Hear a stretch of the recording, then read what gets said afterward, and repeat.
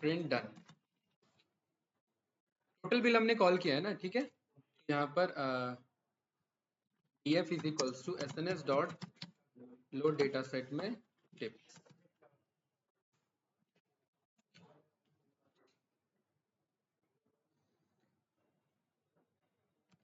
बताओ भाई संदीप, क्या एरर है, कैसे करेक्ट होगा? हाँ बताओ बताओ, क्या करना पड़ेगा इसके लिए मुझे? हम्म, इसे इंपोर्ट करना पड़ेगा ना, ठीक है, राइट। यहाँ पर पर्टिकुलरली एलएम प्लॉट ने हमें बढ़िया से डेटा दे दिया, और ये डेटा देखती है आपको लास्ट क्लास में भी पता है, एक्स आपको पता है, क्यू आपको पास करना पता है, कॉलम आपको पता है, रो आपको पास करना पता है। कॉलम और रो में हमेशा टेक्सचुअल डेटा आप पास करेंगे, मार्कर्स आप अपने अकॉर्डिंग कंट्रोल कर सकते हैं। रो में हमने टाइम के अकॉर्डिंग बोल दिया, कॉलम में डे के अकॉर्डिंग, ह्यू में सेक्स के अकॉर्डिंग, और टोटल बिल और टिप पे मेरा कोरिलेशन दोनों को बता रहा है, राइट। और ये क्योंकि ये एलएम प्लॉट है, यानी ये लीनियर रिग्रेशन को शो करेगा। इसमें कौन सा ग्राफ अच्छा होता है? इस टाइप का ग्राफ, राइट, जो कि लीनियरली आगे बढ़ रहा हो, जिसमें कोरिलेशन बन सके, जिसमें कल को आप कुछ एनालाइज कर सके कि अगर टोटल बिल इतना होता है तो टिप इतना जा सकता है, तभी तो कुछ फायदा होगा ना। अब जैसे इस टाइप का डेटा, इस टाइप का कोई एनालिसिस नहीं है तो ये गलत है। मतलब लंच टाइम के टाइम फ्राइडे के दिन में कुछ खास हमारा रिलेशनशिप प्लॉट नहीं होता, तो हम इसे इग्नोर कर सकते हैं, यहाँ तो डेटा ही नहीं है। यहाँ पर भी हमारे पास डेटा ही नहीं है। सैटरडे संडे को ना तो लंच और ना ही डिनर टाइम में, हाँ डिनर में तो आते हैं, लेकिन लंच टाइम में कोई भी नहीं आ रहा है, तो आप इग्नोर कर सकते हैं। अब इसी डेटा को आप पेंगुइन पे ट्राई कर लीजिए, तो वो पेंगुइन्स के अकॉर्डिंग आपको दे देगा। ये क्लियर है? दूसरा आपका है भाई फेसेट ग्रिड, और फेसेट ग्रिड एकदम काम का आपका ऑप्शन है। और पहले मैं यहाँ पर काइंड का ऑप्शन है क्या इसमें? पहले मैं काइंड चेक कर लेता हूँ। तो भाई इसमें एक चीज है गौरव भाई, एक है हमारे यहाँ पर शेयर एक्स और शेयर वाई, देख रहे हैं, राइट। यहाँ पर शेयर एक्स और वाई का क्या मतलब है, देखिए यहाँ पर total bill total bill total bill total bill 4 बार लिखा हुआ है, टिप और टिप 4, ये 2 बार लिखा हुआ है। Share x is equals to true, ठीक है। क्या हो रहा है वहां पर, शेयर हो रहा है? नहीं। एक काम करते हैं, इसका डॉक्यूमेंटेशन चेक करते हैं, क्या कह रहा है ये? डेप्रीकेट हो चुका है। डेप्रीकेट का मतलब हट चुका, हट चुका तो फिर आर्गुमेंट में तो नहीं आना चाहिए था ना ऐसे। शेयर एक्स में क्या कह रहा है, हमें बुलियन मांग रहा है ना हमसे ये, राइट। और कॉलम भी हम पास कर सकते हैं। शेयर एक्स में हमने बोल दिया टोटल अंडरस्कोर बिल को यूज कर लो। नहीं, हमें ट्रू ही यार, या बुलियन में हमें ये डेटा देना है, ठीक है। शेयर एक्स ट्रू, और पहले शेयर वाई भी पास कर लेते हैं, ये भी मैं ट्रू पास कर देता हूँ। देखो ये वार्निंग दे रहा है इधर भाई, लेकिन ये डेटा आपको रिटर्न करेगा, और वार्निंग में कह रहा है कि ये डेप्रीकेट हो चुका है, राइट, ये आपको अलाउ नहीं कर रहा। लेकिन शेयर एक्स क्या कर रहा था, जो हमने स्कैटर प्लॉट में, ये सब प्लॉट में देखा था, उसमें सबका एक्स एक्सिस कॉमन बना देगा और सबका वाई एक्सिस कॉमन बना देगा। लेकिन एक्स एक्सिस ये डेप्रीकेट क्यों कर रहा है? क्योंकि यहाँ तो टोटल बिल है, लेकिन यहाँ पर ये टाइटल चेंज हो रहे हैं, ये टाइटल है, ये ध्यान रखना, ये इसका एक्स एक्सिस नहीं है। Time is equals to lunch और day is equals to Thursday, ये टाइटल है, ये एक्स एक्सेस को इन्फॉर्म नहीं कर रहा है, ये शो नहीं कर रहा उसे, ठीक है। इसमें काइंड का कंट्रोल है क्या हमारे पास? नहीं, काइंड का कंट्रोल नहीं है, ठीक है। इस वाले में चेक करते हैं काइंड का कंट्रोल फेसेट ग्रिड में।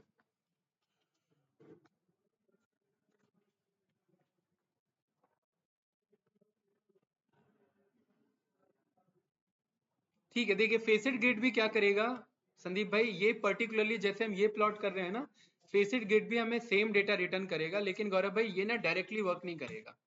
जैसे आपने बोल दिया कि भाई डेटा डीएफ ले लो, रो में स्मोकर ले लो, और कॉलम में ये ले लो, और इसे शो कर दो। ये अभी जस्ट इसमें ना ग्रिड बनाया है, इसमें शो क्या करना है, वो आपको इसके अंदर मैप डेटा फ्रेम के थ्रू कराना पड़ेगा। भाई एजरा भाई हमें क्या करना है, इस एच में जाकर के डेटा फ्रेम में मैच करा दो, ये मैप करा दो। क्या मैप करा दो? कि मुझे काउंट प्लॉट दिखाना है। क्या दिखाना है? Count plot. अब एक वक्त को मैं थोड़ा सा यहाँ पर एक्स को हटाता हूँ, यहाँ पर जस्ट मैं काउंट प्लॉट रखता हूँ, ये सारे डेटा को क्या करेगा, काउंट प्लॉट में रिटर्न कर देगा। अब देखो फेसेट ग्रिड में रो क्या है मेरे, स्मोकर, तो मेरे दो स्मोकर बनेंगे, एक तो नो वाले बनेंगे और एक यस वाले बनेंगे। ये नीचे वाले कौन से मेरे, नो वाले, ऊपर वाले कौन से, यस वाले। और दूसरा कॉलम क्या है भाई एजरा, डे, तो मेरे कितने दिन बंदे आए थे, 4 दिन, Thursday Friday Saturday and Sunday, तो ये 4 कॉलम मेरे बन के आ गए। बेसिक्स है, मतलब ये मल्टीपल एनालिसिस को एक बार में शो कर देगा, जिसके लिए आपको बार बार डेटा फ्रेम को ब्रेक करना पड़ेगा, उसके अकॉर्डिंग एनालाइज करोगे, ये वन गो में आपको दे देगा। और मैटप्लॉटलिब तो ये नहीं देगा, ये सीबॉन ही आपको रिटर्न करेगा। ऑनलाइन स्टूडेंट क्लियर है ये? यस अब यहाँ सर। पर एक्स आप कंट्रोल कर सकते हैं। एक्स यहाँ पर हमने बोला हुआ था कि भाई सेक्स यानी जेंडर के अकॉर्डिंग ही यहाँ पर रिटर्न करो। तो अब मुझे क्या बता रहे हैं, और काउंट प्लॉट है संदीप, तो ये क्या बताना चाह रहे हैं बताओ, इस ग्राफ में सबसे बड़े ग्राफ किसके बन रहे हैं? संडे के बन रहे हैं, और संडे में भी किसके बन रहे हैं? नो स्मोकर के बन रहे हैं। मतलब ऐसा जरूरी नहीं था कि स्मोकर बंदे ज्यादा टोटल बिल देते हैं और टिप देते हैं। देखो टोटल बिल और टिप की तो बात ही नहीं है, यहाँ पर ये काउंट की बात कर रहे हैं। तो यहाँ पर संडे को रेस्टोरेंट में सबसे ज्यादा कौन बंदे आ रहे हैं? मेल आ रहे हैं, और वो स्मोकिंग नहीं करते हैं। ठीक है, अब यहाँ पर सैटरडे को आ जाइए, ये ऑलमोस्ट क्या चल रहे हैं? ऑलमोस्ट बराबर चल रहे हैं। फ्राइडे को देखिए जरा, सबसे यूनिक थर्सडे को दे रखा है, फ्राइडे को क्या चल, ये पता लग रहा है ऐसरा भाई? स्मोकर है ही नहीं, दोनों कम है, स्मोकर भी नहीं आ रहे हैं, फ्राइडे को बंदे ही कम आ रहे हैं पहली बात तो, है ना। मेल फीमेल ऑलमोस्ट इक्विवेलेंट आते हैं, राइट। और यहाँ पर थर्सडे को देखो, मतलब पूरे डेटा में थर्सडे ही है जो पकड़ में आया जहां पर फीमेल रेशियो कंपेरेटिवली ज्यादा है मेल के अकॉर्डिंग, राइट। ये बात हमें नहीं पता थी, अगर आप चेक करोगे हम इसे कल से एनालिसिस करते हुए आ रहे हैं। जब तक हमने एनालिसिस किया हमने यही पाया कि मेल का रेशियो ज्यादा रहा है, लेकिन ये इस बार हमें पकड़ में आया कि फीमेल थर्सडे के दिन में ज्यादा थी, राइट। ये बात क्लियर है, कोई डाउट इसमें? अब यहाँ पर आप काउंट प्लॉट ना करके हमने बोल दिया कि भाई मुझे बॉक्स प्लॉट चाहिए। क्या चाहिए? Box plot. यहाँ पर ये मुझे बॉक्स प्लॉट रिटर्न कर रहा है, रिटर्न कर तो रहा है लेकिन ये फिल कर दे रहा है, क्योंकि दो डेटा है ना हमारे भाई, एक मेल के अकॉर्डिंग और एक फीमेल के अकॉर्डिंग। तो एक काम करते हैं, मैं यहाँ पर एक्स को हटाता हूँ थोड़ी देर के लिए, एस डॉट बॉक्स प्लॉट रखते हैं। और क्योंकि काउंट प्लॉट में ना कोई न्यूमेरिकल डेटा होना चाहिए, और सेक्स मेरा जेंडर एक न्यूमेरिकल डेटा नहीं है, तो मुझे एक्स नहीं बोलना, एक्स मतलब हॉरिजॉन्टल आएगा, मैं वाई बोलूंगा। और वाई में मैं किसके अकॉर्डिंग शो करूँ भाई बताओ? Total bill. और ये डेटा हमारे पास नहीं था, अब ये डेटा देखना बन के आएगा बढ़िया सा, राइट। डेटा अभी तक नहीं था हम पे कि बॉक्स प्लॉट ये डिस्ट्रीब्यूशन बता रहा है मुझे, और मुझे ये पता लग रहा है सैटरडे को नो स्मोकर सबसे ज्यादा है, उनका आउटलायर ज्यादा है ना। बाकी ये वाले में देखो आउटलायर अपर कैप में है ही नहीं, विस्कर है ही नहीं मेरा अपर में। और यहाँ पर बॉक्स प्लॉट ना चाह करके अगर आप वायलन चाह रहे थे तो आप वायलन प्लॉट बना सकते हैं। मतलब गौरव भाई ये मल्टीपल एनालिसिस एक बार में दे रहा है कंपैरेटिवली उसमें जो हमें बार बार बताना पड़ रहा है। अच्छा, इसमें ह्यू का कंट्रोल है हमारे पास। ह्यू में अब मैं यहाँ पर सेक्स के अकॉर्डिंग पास कर देता हूँ। अब ये बढ़िया सा बन के आया कि नहीं आया, राइट। अब ये दो तरीके का इंफॉर्मेशन दे रहा है। अब ये वाला ग्राफ और ये वाला ग्राफ पकड़ो जरा, और ये बहुत इंपॉर्टेंट ग्राफ है, देखो क्या बता रहा है।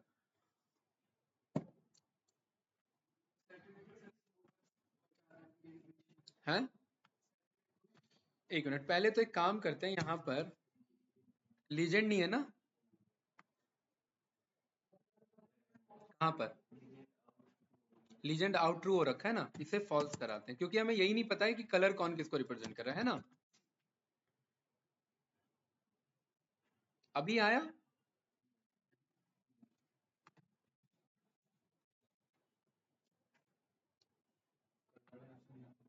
कलर में नहीं आया, वो कॉन्सेप्ट तो लीजेंड का ही है हमारा, है ना।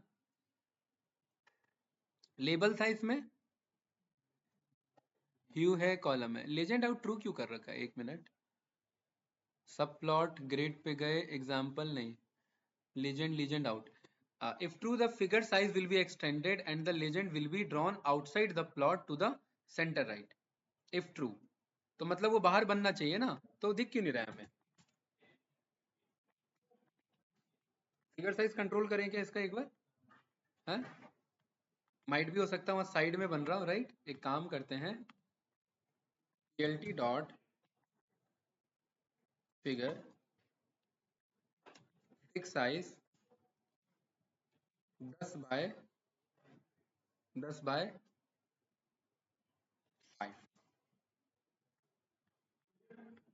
बाय 5 उतना ही आ रहा है ऑलमोस्ट, 15 बाय 5, कुछ फर्क नहीं पड़ रहा ना? एक minute,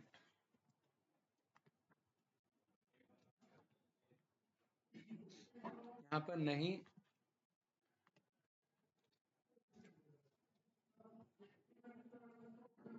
ELT dot figure fix size 15/5, नहीं तो ये ना इसके डॉक्यूमेंटेशन पे नहीं आएगा, ये यहाँ से हमें चेक करना पड़ेगा। H डॉट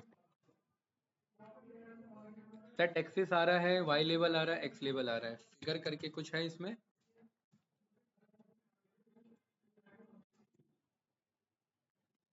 एक minute, SNS dot facet grid, SNS dot facet grid FIGURE figure size.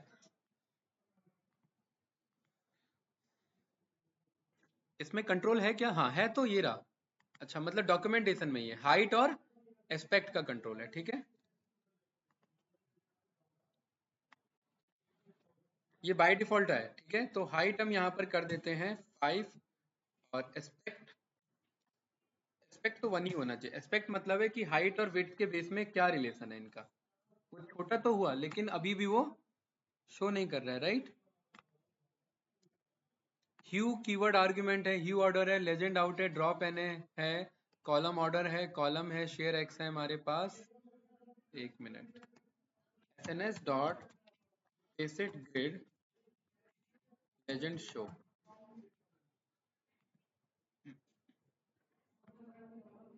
यहाँ पर ये आ रहा है ना हमारे पास। तो ये किस वाले से आ रहा है भाई? Option 1 would be where you use the hue variable, right. G dot add legend से आ रहा है, किससे आ रहा है? एज एड लेजेंड से। तो H डॉट एड लेजेंड है ना इधर भी, राइट। ये आ रहा है कि नहीं आ रहा है? ठीक है। तो देखो यार, याद नहीं कर सकते, मैं बार बार आपको बता रहा हूँ, आपको रेफरेंस लेना पड़ेगा डॉक्यूमेंटेशन का, क्योंकि आपका मेन पर्पस है काम पूरा होना चाहिए, और वो होगा, उसमें कुछ इशू नहीं। आपको पता होना चाहिए ऐसा होता है, मैं बार बार वो चीज बोल चुका हूँ। तो यहाँ पर एड लेजेंड क्या कर देगा भाई? आपको लेजेंड रिटर्न कर देगा। गौरव भाई, फिर इसका क्या मतलब है? इसका मतलब है एस्पेक्ट कंट्रोल करना। जैसे अगर मैं 0.5 कर दूंगा ना, तो ये लेंथ और ब्रेथ में हाफ कर देगा। मतलब लेंथ को अगर उतना टाइम दे रहे हो, मतलब उतना साइज दे रहे हो, तो ब्रेथ को हाफ कर दो, एस्पेक्ट उसका आधा कर दो। मतलब वो जितना भी दे रहे हो उसका आधा रखना, ठीक है।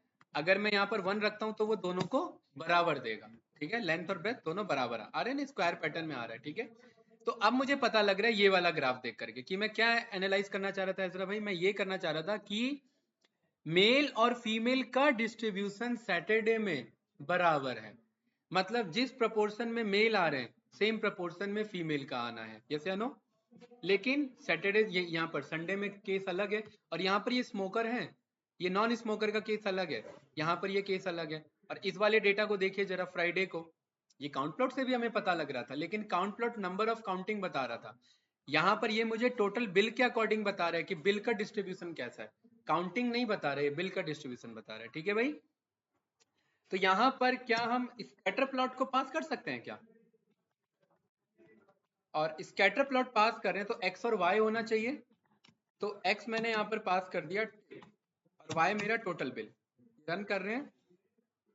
अब देखिए सारे एनालिसिस आपके पास आ गए, ये कुछ ऐसा ही है, राइट।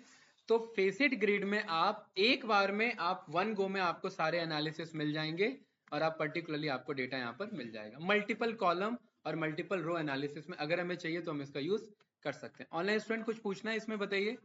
अमित, निधि जी, शिक्षा जी, अमन, अमन भाई अमन भाई कह रहा हूँ, संदीप भाई, लास्ट आप जब यहाँ से गए थे तो क्या टॉपिक चल रहा था? हैं? मतलब आपका पूरा मैट्रोलिप छूटा, पूरा C1 छूट गया, आपका विजुअल पार्ट आपका पूरा छूट गया। कोई नहीं, प्रैक्टिस करना उसका, ठीक है। ये क्लियर है? चलिए, बाकी अगेन मैं आपको बता रहा हूँ कि डॉक्यूमेंटेशन में बहुत कुछ रखा हुआ है। आप यहाँ पर, मैं डॉक्यूमेंटेशन का रेफरेंस मेंशन कर दे रहा हूँ, आप प्रैक्टिस के लिए डॉक्यूमेंटेशन को यूज कर सकते हैं, ठीक है। और एजरा भाई, ईमानदारी से बताना, प्रैक्टिस को कितना टाइम दे पा रहे हो? हैं? बहुत कम, ऐसा क्यों? ये हाँ, ओके, ठीक है, चलिए सीबॉन होता है हमारा डन। मैं आगे का अप्रोच में बताता हूँ क्या रहेगा हमारा, ठीक है।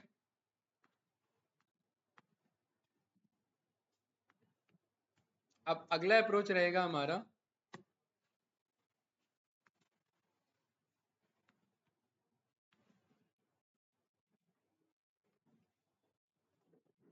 प्लॉटली। ये टास्क मैं आप पे छोड़ता हूँ, ठीक है। एक हमारे पास एडवांस लाइब्रेरी है जिसका क्या नाम है, प्लॉटली। और ये आपको डॉक्यूमेंटेशन से ही प्रैक्टिस करना है, ठीक है। प्लॉटली इन पाइथन बहुत इजी है, ज्यादा कुछ खास नहीं है इसमें भी, ठीक है। प्लस ये आपको और एडवांस विजुअल देता है, जैसे कि मैं पूरा डॉक्यूमेंटेशन रेफरेंस लूंगा इसमें, ठीक है। जैसे कि मुझे यहाँ पर शो करना है लाइन चार्ट, लाइन कहीं दिख रहा है इसमें, ये रहा, ये स्टॉक मार्केट वाला मुझे दिख रहा है। किसी को कैंडल स्टिक बनाना है तो ये यहाँ पर यूज कर सकते हैं, ठीक है। तो यहाँ पर मैंने टाइम सीरीज को पिक किया, ये डेटा भी मुझे खुद देगा प्रैक्टिस के लिए, और ये खुद। अब बताइए क्या ये समझ में आ रहा है कि नहीं आ रहा है? बहुत ईजी है, ज्यादा कुछ खास नहीं है, बोलिए। अमित, गौरव, बताइए भाई। क्या है? गूगल, ठीक है। ये टाइम सीरीज डेटा है।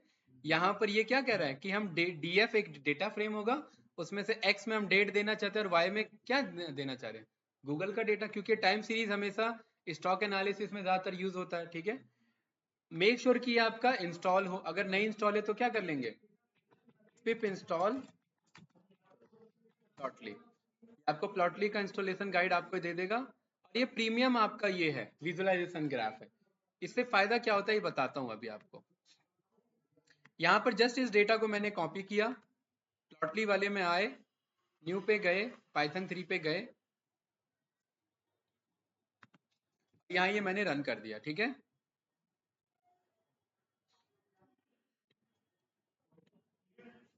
ये बढ़िया सा मेरे पास, ये देखिए मैटप्लोट्लिब की तरह मेरे पास बढ़िया सा ये एक डेटा फ्रेम आ गया, ओ सॉरी विजुअल आ गया। अच्छी बात पता है क्या है गौरव भाई, ये कि ये पूरा पावर बीआई का कंट्रोल प्रोवाइड करता है।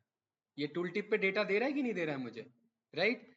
जरा डीएफ देख लेते हैं, डीएफ कैसा था हमारा, ये रहा मेरा डीएफ। अब ये समझ आ गया भाई गूगल क्या है, ये गूगली, ठीक है। एपीएल लिखूंगा तो एप्पल का एनालिसिस दे देगा, एनएफएलएक्स लिखेंगे तो नेटफ्लिक्स हो जाएगा, एमएस एमएसएफटी भाई माइक्रोसॉफ्ट, राइट, गुड। ये डेटा बनाओ, प्रैक्टिस के लिए दिया हुआ है, सीबॉन भी प्रैक्टिस के लिए डेटा देता है और प्लॉटली भी डेटा देता है, कि भाई प्रैक्टिस के लिए तो डेटा तो चाहिए ना, तो डेटा दे देता है। गाइस बहुत अच्छा लाइब्रेरी है, बहुत बढ़िया है। मैटप्लोट्लिब और सीबॉन दोनों को एंगल्फ कर लेता है, दोनों से एडवांस है, ठीक है। बेसिक एनालिसिस में यूज नहीं होता, एडवांस एनालिसिस में जहां पर आपको क्लाइंट को प्रेजेंट करना है वहां इसका यूज हो सकता है, लेकिन क्लाइंट को प्रेजेंटेशन में पावर बीआई यूज कर लेते हैं, इसको अवॉइड करते हैं। कैसे, देखिए प्लस पॉइंट है इसमें। अगर मुझे इतने एनालिसिस पे वर्क करना है ना, ये सीधा कंट्रोल के साथ क्लिक करूंगा, देखिए उतना पोर्शन कट करके इसने मुझे दे दिया। ये क्योंकि ना आपका HTML कोडिंग के हेल्प से बना हुआ है। यहाँ पर होम पे आ जाएंगे, ये होम पे आ जाएगा, किस पे बना हुआ है ये, HTML कोडिंग। मतलब ये जब मैं कोड रन करता हूँ ना, तो ये बैकएंड में HTML के कोड रन करता है, और उस HTML के कोड को रन करके यहाँ पर ये पूरा ग्राफ प्लॉट करता है। तो इसे मैं सेव भी कर सकता हूँ, यहाँ पर मेरे पास ऑटो स्केल का ऑप्शन है, सेव का ऑप्शन है, download data as plot as PNG। और भी इसमें देखिए प्लस पॉइंट क्या है। अगेन मैं खाली डॉक्यूमेंटेशन का यूज करूंगा। अगर यहाँ पर मुझे पर्टिकुलरली स्कैटर प्लॉट के अकॉर्डिंग मुझे डेटा को शो करना है, यहाँ पर और डेटा को शो करना है, तो यहाँ पर हम पांडास, ये तो हमने सीखा हुआ है ना कि भाई ये पांडास रीड सीएसवी क्या करने में कैपेबल है, ये डेटा जो गिटहब पे डेटा पड़ा हुआ है ये उसे रीड कर सकता है, ये हमने सीखा हुआ है। तो डीएफ के अंदर क्या आ जाएगा, डेटा फ्रेम आ जाएगा, है ना, ठीक है। प्लॉटली में ग्राफ ऑब्जेक्ट को हमने कैसे इंपोर्ट करा लिया, गो से इंपोर्ट करा लिया, और गो के फिगर में जा करके मैं बोल रहा हूं कि गो के स्कैटर में जाना, मतलब फिगर जस्ट एक फिगर देगा, देखिए कैसे। अगर मैं जस्ट इतने रेफरेंस को कॉल करूं, कुछ ज्यादा ही कॉपी हो गया।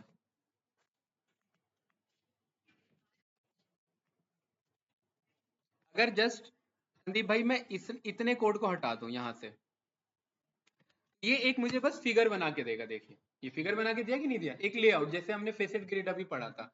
इस फिगर के अंदर हमें क्या बनाना है, फिगर के अंदर गो स्कैटर नाम का फंक्शन है और ये एक्स और वाई डेटा पे हमें डेटा प्लॉट करके दे देगा। एक्स पे वही डीएफ का डेट उठा लो और वाई पे डीएफ के एप्पल का हाई उठा लो। अब ये आप जो देख रहे हैं ये एक अलग तरीके से लिखा हुआ है, ध्यान से देखना। आप कहोगे ये एप्पल का हाई क्या है? क्या ये एप्पल का हाई नाम का कोई कॉलम है या एप्पल में हाई उठा रहा है? कैंडिडेट ये कोई भी कोडिंग का पार्ट नहीं है, ध्यान से देखना इसे। अगर मैं इस कोड को रन करता हूं अभी थोड़ी देर के लिए, इतने को डीएफ बन चुका, हम पहले ही रन कर चुके हैं।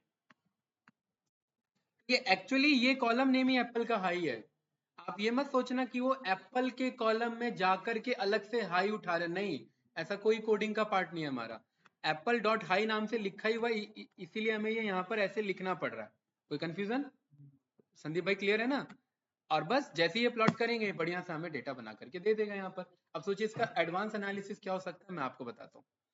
एक हमारे पास लाइब्रेरी है जिसका नाम है याहू फिनेंस। क्या नाम है?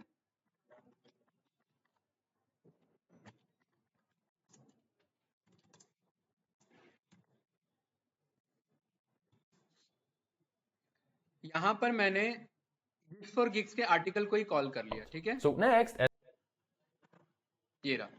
तो ये क्या है, मेरा मॉड्यूल है। तो मैं क्या करूंगा भाई, पिप इंस्टॉल याहू फिनेंस। ये लाइव मार्केट का डेटा लाके देगा, कौन? Yahoo finance. और लाइव मतलब पूरे ऑल ओवर वर्ल्ड का कोई भी मार्केट, कोई भी इंडेक्स। ये समझ रहे हैं? ठीक है। टाइम डिफरेंस मतलब? नहीं नहीं, इंस्टेंट इसके पास जो आ रहा है ये वही लाके देगा। हाँ वहां यूज कर सकते थे, वही भाई तभी तो समझा रहा हूं मैं, राइट, कि आप यहाँ पर ये कॉल कर सकते हैं। बहुत इजी फंक्शन है, ज्यादा कुछ नहीं है। जैसे इसके डॉक्यूमेंटेशन को छोड़ो, इससे अच्छा पिप इंस्टॉल ने दिया हुआ है। पिप इंस्टॉल क्या है नाम इसका भाई? वाई फाइनेंस है ना? ये रहे। देखो गिग्स और गिग्स ने तो चलो एग्जाम्पल दिया हुआ, इससे अच्छा डॉक्यूमेंटेशन ये खुद देगा। कौन? पाई पाई। यहाँ पर आपको ये पूरा आपको मिल जाएगा। Import Y finance as Y F. Ticker का मतलब होता है कौन सा टिक, यानी कौन सी कंपनी का डेटा मंगाना है। एमएसएफटी क्या होगा? माइक्रोसॉफ्ट। कहां से कहां तक मंगाना है? 1 महीने का मंगाना है, तो ये क्या ला करके दे देगा? हिस्ट यानी हिस्ट्री डेटा, एक मंथ का लाके दे देगा। कोई डाउट तो नहीं भाई? सेम ये पूरा डॉक्यूमेंटेशन है, ये दूसरा डॉक्यूमेंटेशन है। SPY आपने यहाँ कर लिए, कोई होगा डेटा हमारा, ठीक है। इसमें कोई ढंग का निकालते हैं। जैसे ये वाला, ये काम का डेटा है। ये क्या है भाई? Import Y finance as Y F dot download, कि मुझे कौन सा डेटा मंगाना है? AAPL का 1 मंथ का। मैं जस्ट इतने कोड को रन करता हूँ क्योंकि मेरे सिस्टम में वाई फाइनेंस होना चाहिए। ये डेटा क्या हो गया? डाउनलोड हो गया। डेटा आया कि नहीं आया? ये है कि नहीं है भाई? ठीक है, ये देखो, ये पूरा 1 साल का डेटा आ गया मेरे पास। और इसके डॉक्यूमेंटेशन में हम जा सकते हैं।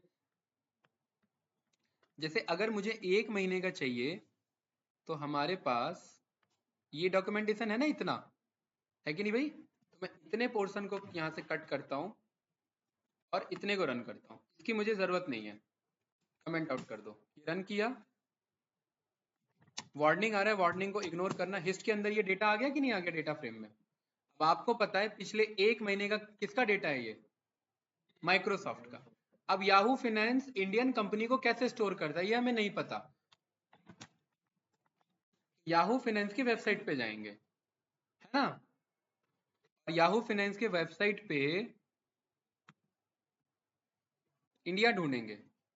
इंडिया दिख रहा है कहीं यहाँ पे? गूगल पे ही लिख लेंगे।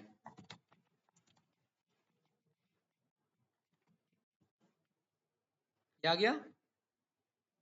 क्यों है जरा? अब इसके कंपनी के बारे में मुझे देखना है ना।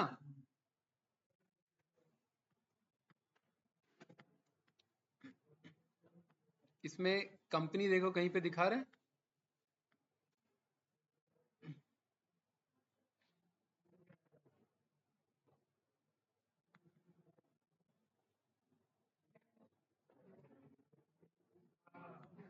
ये कौन से कंट्री के अकॉर्डिंग दिखा रहा है? नहीं ये दिखा तो रहा है लेकिन ये अमेरिका का दिखा रहा है। हमें कहाँ का चाहिए?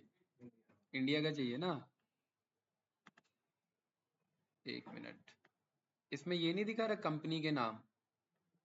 अरे यार, इतना मेहनत करवा रहा है ये याहू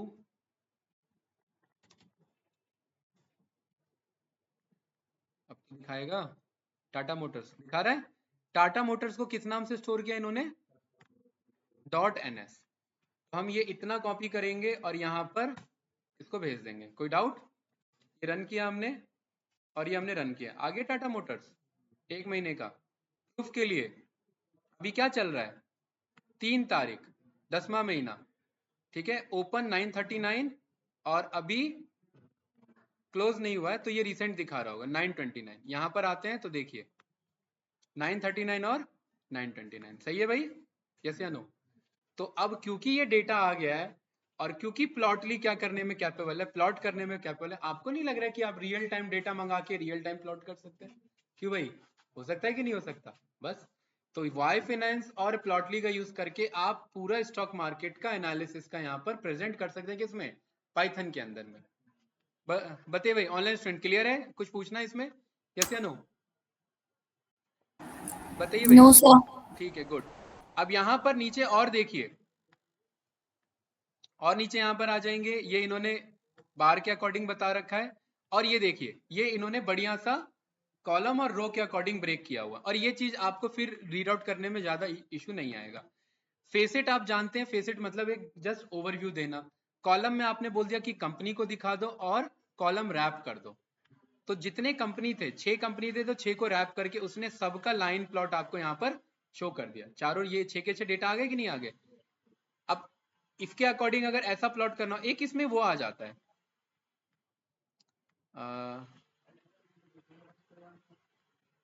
ये वाला, हाँ राइट, मैं इसकी बात कर रहा था गौरव। ये चीज, ये क्या है, ये हमारा अपडेट एक्सेस है। मतलब अगर मैं यहां पर इतने पोर्शन को देखना चाहूं कि भाई इतने एरिया में मैं इंटरेस्टेड हूं, ये सब कंट्रोल मुझे क्यों प्रोवाइड हो रहे हैं गौरव भाई? ये सब इसलिए प्रोवाइड हो रहे हैं क्योंकि HTML पे कोडिंग किया हुआ है। किस पे किया हुआ है? तो मैं जो ये कोड रन करता हूँ, ये किस में कन्वर्ट होता है? HTML में। और ये HTML में कन्वर्ट होकर के ये रेंडर हो जाता है यहाँ पर, ठीक है। इन शॉर्ट कहने का मतलब ये है, अगर आप इतने पोर्शन ऑफ कोड को रन करेंगे, जो कि बेसिक है, ज्यादा कुछ नहीं है, ये डेटा यहाँ से मंगा रहा है, एक्स वही, डेट डेटा, वाई में वही, और टाइटल क्या नाम आपने दे दिया, time series with range slider. और स्लाइडर लाने का काम कौन कर रहा है? ये range slider visual is equals to true. ये रन किया, यहाँ पर ये आपका रेंज स्लाइडर आ चुका है, और जितने रेंज में आपको वो डेटा देखना है, उतने रेंज का आप ये एनालाइज कर सकते हैं। चलिए भाई, जब हम स्टॉक का डेटा देख ही रहे हैं, तो फिर हम टाइम सीरीज क्यों मंगाएंगे? फिर हम सीधा कैंडल स्टिक मंगाएंगे ना भाई। क्यों भाई? अगर जब स्टॉक का ही देखना है तो कैंडल स्टिक मंगाएंगे। तो कैंडल स्टिक ये रहा यहाँ पर, ये बना के दिया कि नहीं दिया इसने? अब अगेन उसी डेटा को यहाँ रिपीट कराना हो आपको, तो आप पे इस फॉर्मेट में डेटा होना चाहिए। और अभी कन्वर्ट करेंगे हम कि गो फिगर में हम क्या बोल रहे हैं, गो में कैंडल स्टिक में जाओ और क्या बनाओ, ओपन का डेटा ओपन से निकाल लो, हाई का डेटा हाई से ले लो, लो का डेटा लो से ले लो, और क्लोज का डेटा और फिगर को शो कर दो और क्लोज कर दो। इजी था भाई? भाई संदीप, अभी से देखना करंट डेटा में कैसे कन्वर्ट करेंगे। ये आया कि नहीं आया?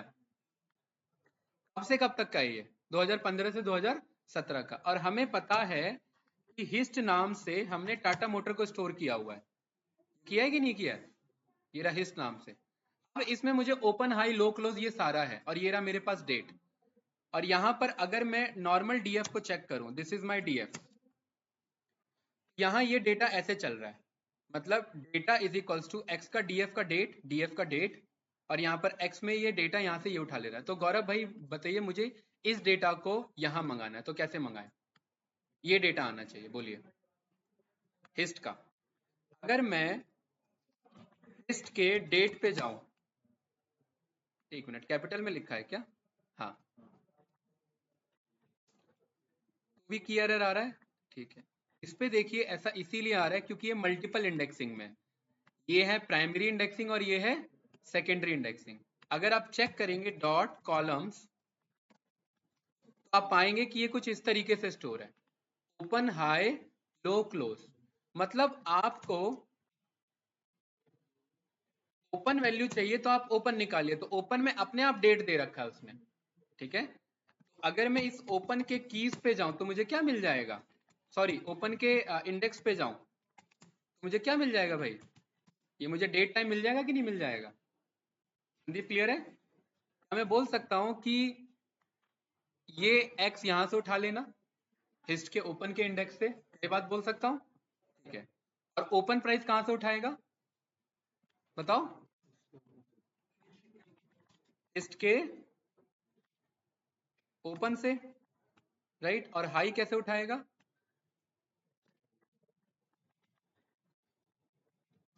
इसके हाई से। डायरेक्ट हाई नहीं, वैल्यूज, क्योंकि वो की रिटर्न कर रहा है, की और वैल्यूज, तो मुझे क्या बोलना पड़ेगा? Dot values. यहां पर हर एक में जाकर के मुझे क्या बताना है? वैल्यूज। और यहां पर क्या लिखना है मुझे? लिस्ट का हाई का वैल्यूज, लिस्ट का लो का वैल्यूज, लास्ट वाले में भाई लिस्ट का क्लोज का वैल्यूज। और देखिए क्या छूटा हमसे? Comma, right. ये आया कि नहीं आया? ये किसका है? टाटा मोटर्स का। भाई पिछले एक महीने का डेटा है ना, तो देखो 8 सितंबर से 29 सितंबर का आया कि नहीं आया? अब आप कह रहे हैं कि भाई मजा नहीं आया, सही बात है। तो कहाँ है ये वाला डेटा? ये है ना हमारा। इस डेटा को यहां से कॉपी किया, यहाँ मंगाया, इसमें ये तो इंपोर्ट कर ही चुके हैं। इस डेटा को यहाँ से, ये डॉक्यूमेंटेशन को यहाँ से हटाओ, और यहाँ पर हमने क्या बोल दिया? 12 मंथ। क्या बोल दिया भाई? अब हिस्ट के अंदर क्या स्टोर है? पूरे 12 महीने का डेट, या 12 ज्यादा हो जाएगा, 6 कर देते हैं, ठीक है। क्लियर है? और ये 6 करने के बाद ये वाला डेटा मुझे चलाना है कि नहीं है? इतना भाई ऑनलाइन स्टूडेंट, ये क्लियर है? ये रन किया। Yes sir. और देखिए ये रहा पूरा आपका टाटा मोटर्स का 6 महीने का डेटा। यहाँ पर हमने 3 महीना कर दिया, ये रहा पूरा टाटा मोटर्स का 3 महीने का डेटा। और क्रॉस वेरीफाई करने के लिए यहाँ पर आते हैं और इसके 3 महीने पे जाते हैं और एडवांस चार्ट पे जाके इसे कैंडल स्टिक कर देते हैं, ठीक है। कहाँ से बनेगा ये कैंडल स्टिक? माउंटेन बना हुआ है ये, इसको क्या बना दिया हमने? Candle stick. 3 महीना, 3 महीना कहाँ से आएगा भाई इसमें? है ये रहा 3 महीना, ठीक है। देखिए भाई एजरा ऐसे उठा, ऐसे ऐसे ऐसे नीचे आया, ऐसे उठा, ऐसे ऐसे ऐसे ऐसे नीचे आया, सही है, राइट। सेम डेटा है। ये डेटा यहाँ पर प्लॉट करके दे दिया, किसने? दो मॉड्यूल्स ने। वाई फाइनेंस से डेटा आया और प्लॉटली से प्लॉट हो गया। तो कल को आप क्लाइंट के लिए डायरेक्ट रिपोर्टिंग बना सकते हैं। क्लाइंट कहता है कि भाई मुझे ऐसे ऐसे एनालिसिस चाहिए, ये कैंडलस्टिक आना चाहिए, तो कौन से मॉड्यूल का यूज करेंगे?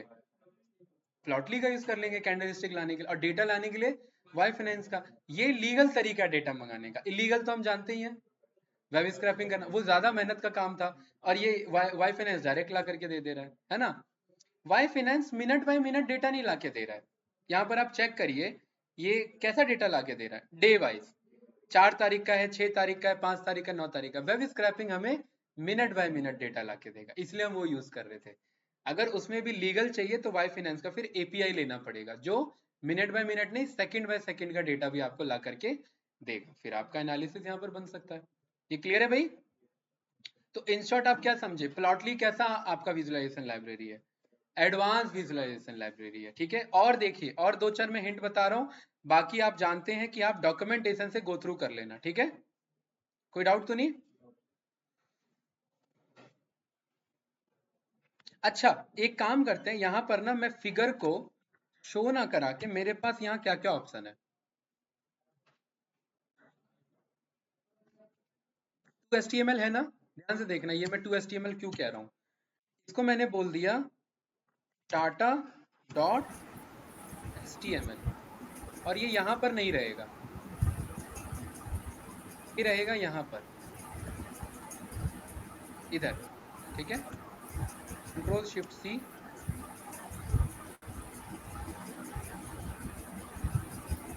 इधर हमने पेस्ट किया, आर टाटा डॉट HTML, यही है। डाउट भाई? डॉक्यूमेंटेशन यही मांग रहा है ना बस, ठीक है। और प्रिंट कर लेंगे क्या? ठीक है, डन हो रहा है। अच्छा, वार्निंग मंगा ले रहे हैं, वरना ये बार बार वार्निंग देता रहेगा, ठीक है।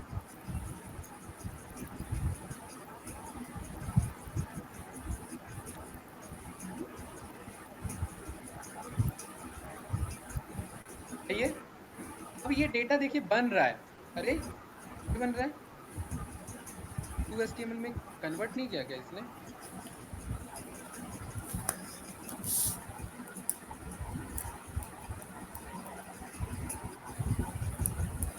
एक मिनट,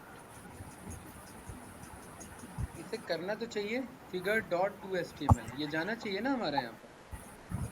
5 रिफ्रेश करो, नहीं आया, चेक करते हैं प्लॉटली का figure to HTML, plotly figure to HTML। Okay भाई अजरा, यहाँ पर ये वही कह रहा है ना, हमने भी एक्सटेंशन सही दिया कि नहीं दिया है, डाटा डॉट HTML है। अच्छा फिगर डॉट राइट HTML है, और हम क्या यूज कर रहे हैं, टू HTML, राइट HTML हम नहीं यूज करते हैं फिर, ठीक है। आया भाई, ये रहा, ये देखो ये आपका एक HTML वेब पेज आ गया। अब क्लाइंट आपका कह सकता है कि भाई मुझे एक नए पेज में ये चाहिए बढ़िया सा ये डेटा, ठीक है ना, तो ये कुछ इस तरीके का आ सकता है, राइट। एक हमारे पास लाइब्रेरी है, उसका नाम है import OS। OS के अंदर एक लाइब्रेरी है जिसका नाम है ओपन। किसको ओपन करना चाहते हैं, मैंने बोल दिया मैं इसे ओपन करना चाहता हूँ, क्या कह रहा है ये, मोड, एक minute, mode is equals to, क्योंकि ये मेरा पिक देगा नहीं, एक मिनट रुकिए, OS dot open HTML, how to open an HTML file in browser from python. यहाँ पर क्या कह रहा है भाई, OS का नहीं दे रखा है इसमें, OS मॉड्यूल का यूज नहीं है, हाँ ये रहा, OS डॉट सिस्टम का है ना, नहीं वेब ब्राउजर का भी है, हमने वेब ब्राउजर पढ़ा हुआ है ना, वेब ब्राउजर। एक मिनट, OS तो होना चाहिए ना यार, OS वाला काफी लंबा कोड है लग रहा है, ये कौन सा है, सिस्टम वाला ये, एक मिनट, वेब ब्राउजर वाला ज्यादा इजी है। import web browser URL is equals to something this, और web browser dot open, open in new is equals to 2, इतने को यूज करते हैं, और वेब ब्राउजर हमने पढ़ा हुआ है, राइट। अरे भाई ये सब जब कोड देखते तो समझ में आता है ऑनलाइन, करना क्या है, क्यों हार्ड है, इस कोड में था क्या बताओ, हमने तो पढ़ा हुआ है ये। भाई वेब ब्राउजर हमने मॉड्यूल पढ़ा है, वेब ब्राउजर के अंदर एक ओपन नाम का फंक्शन है, उसे क्या चाहिए है भाई, ऑनलाइन कोडिंग में तो ऑनलाइन ही कोड से हेल्प लेना पड़ेगा ना। नहीं नहीं, मैं ये कोड की बात कर रहा हूँ, वैसे मैं कह रहा हूँ नहीं,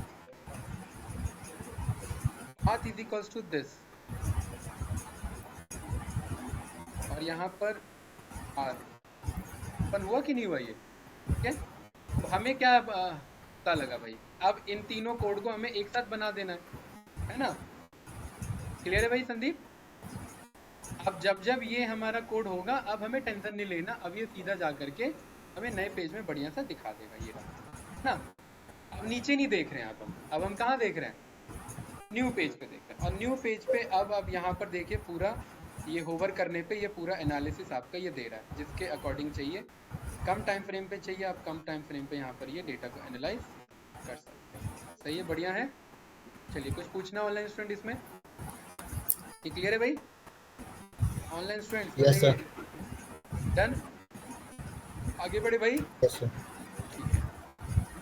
तो प्लॉटली वाला ट्राई कर लोगे सारा भाई, बहुत कुछ है इसमें बहुत कुछ है, जितना आपने नहीं सोचा उतना भी है मतलब एनिमेशन वाले भी हैं। कौन सा वाला, ये MRI वाला ना, ये सारे एनिमेशन वाले आपको दे देगा, लेकिन कोड समझना पड़ेगा आपको इसका, ठीक है।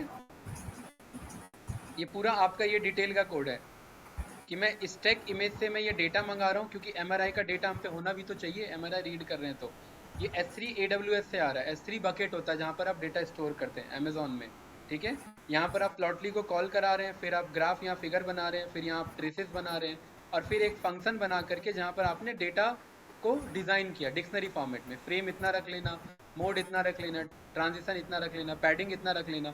अब आप ये बात जानते हैं, ये सारे टेक्निकल टर्म है उस MRI से रिलेटेड, तो इनमें से अगर कुछ चेंजेस करना है तो हम बेसिक डॉक्यूमेंटेशन की हेल्प से चेंजेस कर सकते हैं, राइट। और यहाँ पर ये फाइनली जब प्लॉट कर देंगे तो कुछ इस तरीके से ये डेटा आ जाएगा। ये आ रहा है कि नहीं आ रहा है? ये पूरा देखिए, ये किस फील्ड में यूज हो सकता है? हेल्थ केयर सेक्टर में यूज हो सकता है ना। और ये डेटा हमारे पास बनाया हुआ नहीं है, ये डेटा कॉल हो रहा है, ठीक है, ये डेटा वहां पर जा रहा है, राइट। और यहाँ पर ये देखो टर्नेबल रोटेशन हमारे पास ये पूरा कंट्रोल है इधर। वीडियो रिकॉर्डिंग का भी ऑप्शन है, अच्छा नहीं ये रीसेट करने का ऑप्शन है, ठीक है। तो भाई आप टाइम निकाल करके आप थोड़ा सा प्रैक्टिस करना इस पे, राइट। जैसे ये स्लाइडर कंट्रोल का वैल्यू इन्होंने दे रखा है इधर, बेसिक सा, राइट। यहाँ पर आप डॉक्यूमेंटेशन का हेल्प लेकर के इसे ट्राई करना। एडवांस लाइब्रेरी है, हेल्प यूज करेगा। जैसे कि ये डेटा देख रहे हैं, ईयर वाइज ईयर स्कैटर हमारा कैसे चल रहा था। इन सब के लिए पावर बीआई है ना, लेकिन ये सब पावर बीआई में ना करके अगर कोडिंग के थ्रू ही करना है तो प्लॉटली है फिर इसके लिए, ठीक है। तो ये सब्सिट्यूट है किसका? पावर बीआई का। लेकिन ये फिर आपका दो बेस पे काम करता है, एक तो HTML कोड के थ्रू और फिर एक पाइथन के कोड के थ्रू, राइट। ये क्लियर है भाई ऑनलाइन स्टूडेंट? ये हो जाएगा। चलिए ये टास्क मैं आप लोगों पे छोड़ता हूँ, प्लॉटली का एक ओवरव्यू, राइट।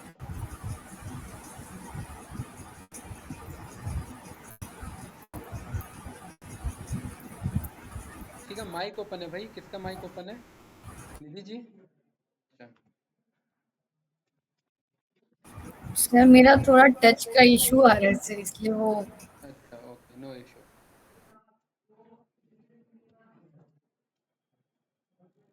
चलिए भाई, संदीप भाई कुछ पूछना तो बताओ। हाँ? देखा था? अच्छा अच्छा, एक मिनट रुकना पहले तभी आ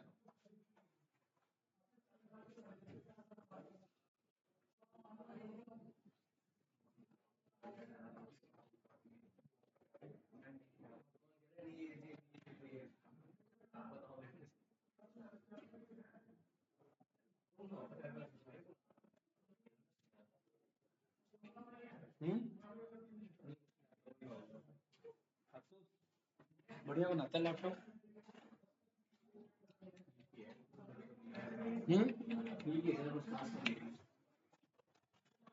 तो खास वाला लेना पड़ेगा ना। चलिए भाई। सर एक क्वेश्चन है। हाँ बताइए निधि जी। सर मैटप्लॉट के थ्रू भी मतलब सेम टाइप का ग्राफ बनाते हैं और सीबॉन के थ्रू भी? हाँ, सीबॉन में डॉक्यूमेंटेशन कम, ये मतलब कोडिंग कम है, ग्राफ का आउटपुट जल्दी मिलता है, राइट। तो हम ज्यादातर सीबॉन यूज करते हैं। बेसिक एनालिसिस प्रेजेंट करना है इंस्टेंट तो मैटप्लॉटलिब, और मैटप्लॉटलिब भी कहाँ, फिर तो पांडा से प्लॉट हो जाता है। बेसिक करना है तो पांडास, उसमें थोड़ा कंट्रोल चाहिए तो मैटप्लॉटलिब, मैटप्लॉटलिब से अच्छा चाहिए तो सीबॉन, सीबॉन से भी अच्छा चाहिए तो प्लॉटली पे आएंगे, ठीक है। और मैं सर आगे अच्छा बताऊंगा कि ये मीन्स सब, कि हाँ बोलिए। सर अच्छा का मतलब प्रेजेंटेशन अच्छा कि? हाँ, अच्छा का मतलब प्रेजेंटेशन और डिटेल एनालिसिस, मतलब डेटा को आप डिटेल एनालिसिस कर सकते हैं। किसमें? सीबॉन में।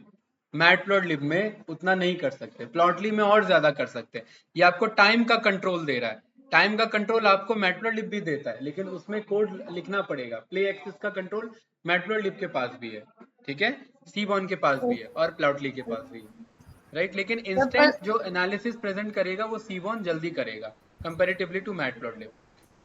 बताइए। Okay sir. हाँ बोलिए, और क्या पूछ रहे हैं? सर पर मैटप्लॉट का जो मतलब प्रेजेंटेशन वो ज़्यादा मतलब अट्रैक्टिव लगता है, वो ज़्यादा क्लियर लगता है सब। हाँ क्लियर इजी है ना वो सिंपल आपका बेसिक प्रेजेंटेशन पे काम करता है, राइट। कोडिंग यस के सर। बेस पे जब हम प्रेजेंट करते हैं ना तो हम मैटप्लॉटलिब भी यूज करते हैं, ठीक है। लेकिन ये यस सर। निधि जी बस ये ना कंट्रोल्स हैं, आपको जिसका मन कर रहा है आप वो यूज कर लीजिए। जिसमें आप ज्यादा प्रेजेंट करना चाहते हैं, जिसमें ज्यादा एनालिसिस प्रेजेंट करना चाहते हैं, तो हम अपने अकॉर्डिंग वो यूज कर सकते हैं, राइट। ऐसा कुछ, ओके सर। ऐसा कुछ पर्टिकुलर इशू नहीं है, ठीक है। Okay sir. कंपनी, कुछ कंपनी का कुछ हार्ड कोडेड ऐसा नहीं होता कि आपको सीबॉन ही यूज करना है। वो एनालिसिस आप अपने अकॉर्डिंग डिसाइड करते हैं कि किससे क्या बेस्ट एनालिसिस प्रेजेंट हो सकता है, ठीक है, प्रेजेंट हो सकता है। प्लॉटली बहुत कम, लेकिन आप यूज देखोगे, आप लिंक्डइन का कोई भी रिपोर्ट उठा लो, बहुत कम में आपको प्लॉटली मिलेगा, है ना। क्योंकि अगर डायनेमिक प्रेजेंटेशन देना तो हम पावर बीआई यूज कर लेंगे ना, फिर प्लॉटली की यूज करेंगे, ठीक है। क्या हो गया भाई, कहाँ मामला फंस गया है? कौन सी फाइल नहीं खुल रही है? चलिए तो अगले टॉपिक पे आते हैं भाई, अब इधर फोकस करेंगे सभी। अगला टॉपिक है हमारा स्टैटिस्टिक्स, राइट। अब हमारा पर्पस क्या होगा, स्टैट्स यानी statistics, science of understanding data is called statistics. पहले स्टैटिस्टिक्स ही बना, किसका ब्रांच है, मैथमेटिक्स का ब्रांच है, राइट। मैथमेटिक्स में डेटा को अंडरस्टैंड करने के लिए स्टैटिस्टिक्स, और science of understanding data is called statistics. उसके बाद ही डेटा एनालिटिक्स और डेटा साइंस और एआईएमएल का फील्ड निकला। मतलब पहला फील्ड किसका था, स्टैटिस्टिक्स का ही फील्ड था। तो स्टैट्स पढ़ना, डेटा को समझने के लिए स्टैट्स पढ़ना जरूरी है। अब स्टैट्स में हम क्या क्या पढ़ते हैं, तो यहाँ पर मैं एक डे 1, यहाँ पर मेरे पास फाइल है, मैं उसके अकॉर्डिंग चलता हूँ और एक फाइल में हमारा कंप्लीट हो जाएगा, ठीक है। इंटरव्यू से क्वेश्चन बनते हैं इसमें, क्लियर है।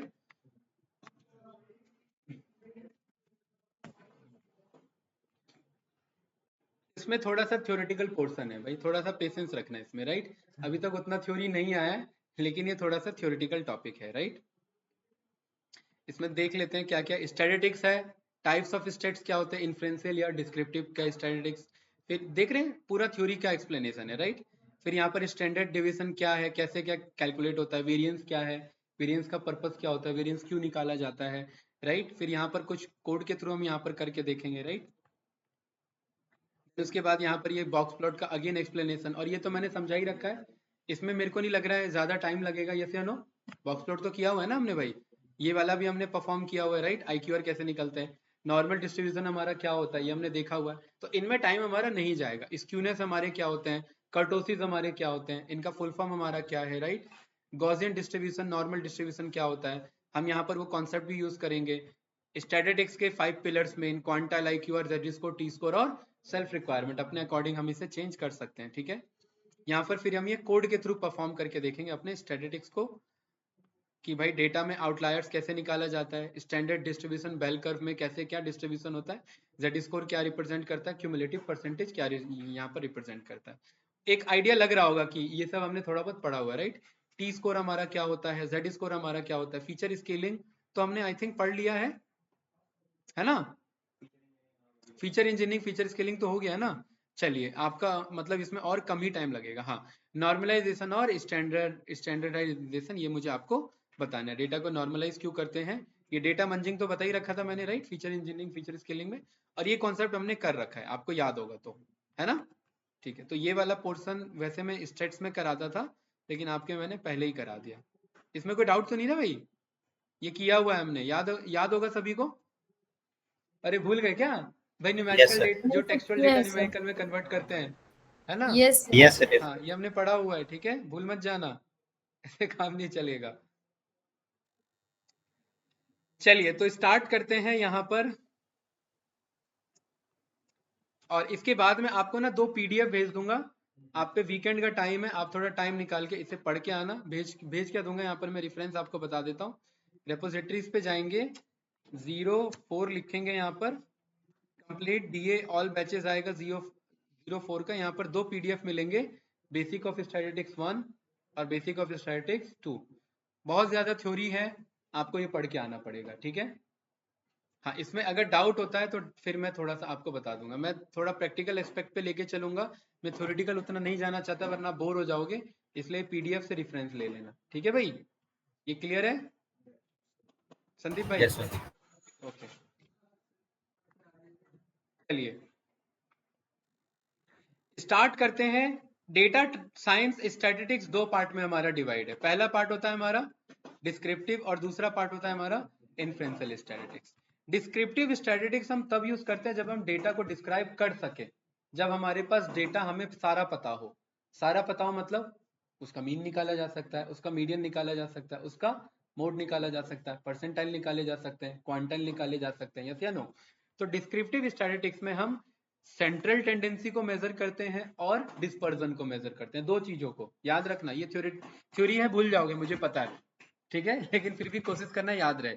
2 चीजों को मेजर करते हैं भाई, सेंट्रल टेंडेंसी की डेटा का सेंट्रल में कैसा बिहेवियर है, मतलब मीन क्या है, मीडियन क्या है, मोड क्या है, और डिस्पर्जन कैसा है, डेटा का वेरिएंस कैसा है, डेटा का स्टैंडर्ड डेविएशन कैसा है, डेटा का कर्टोसिस कैसा है। कर्टोसिस मतलब ज्यादा ऊपर पीक बना हुआ है, स्लैंट पीक बना हुआ है, या मीडियम पीक बना हुआ है, ठीक है।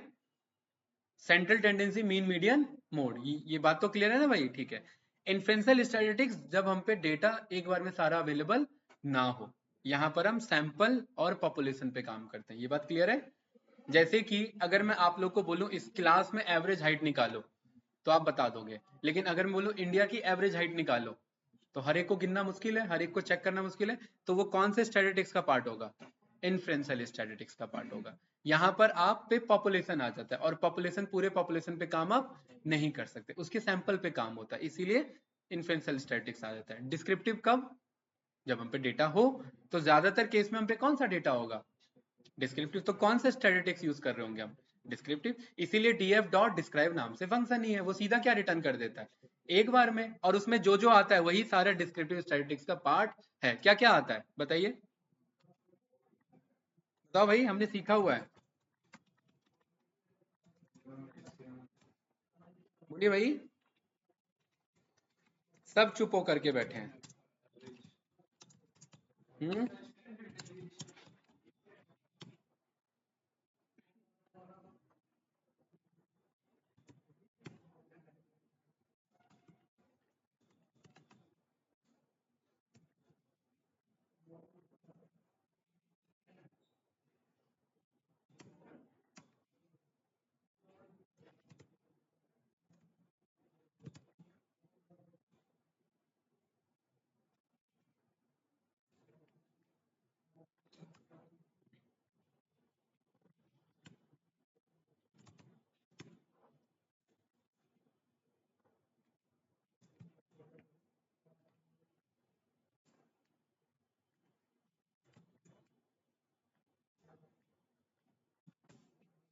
हमने सीखा हुआ है, यस या नो?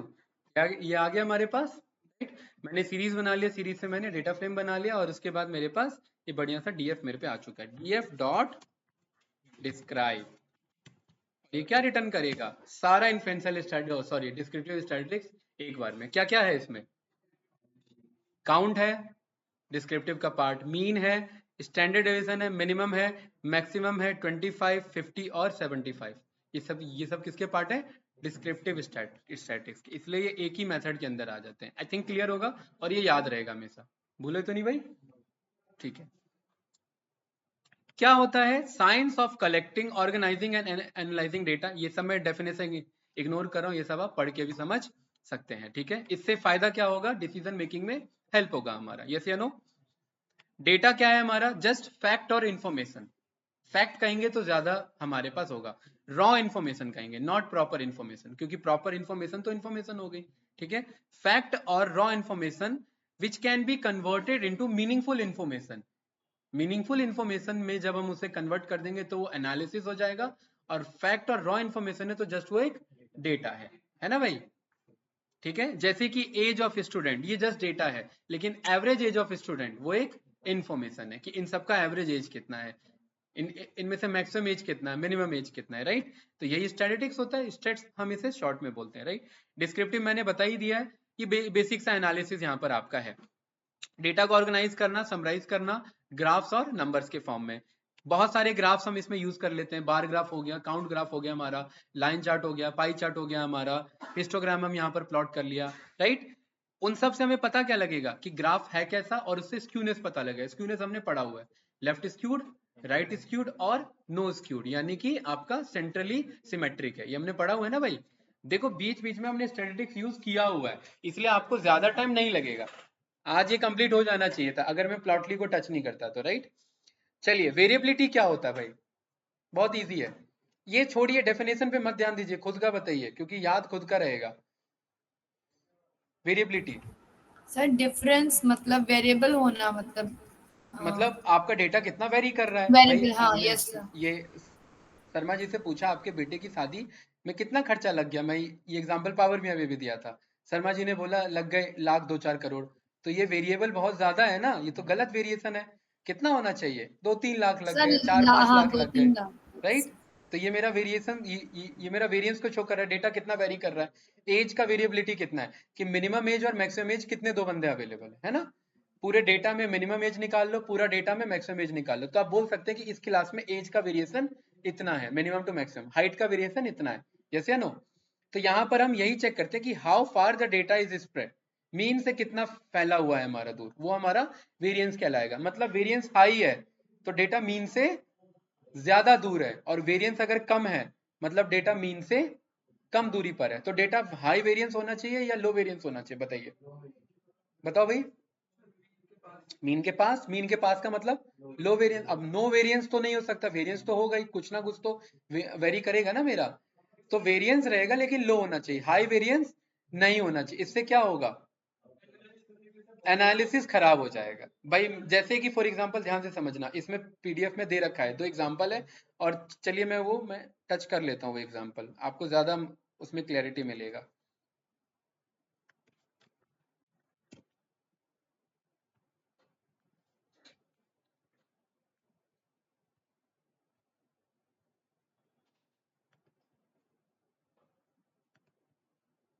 देखिए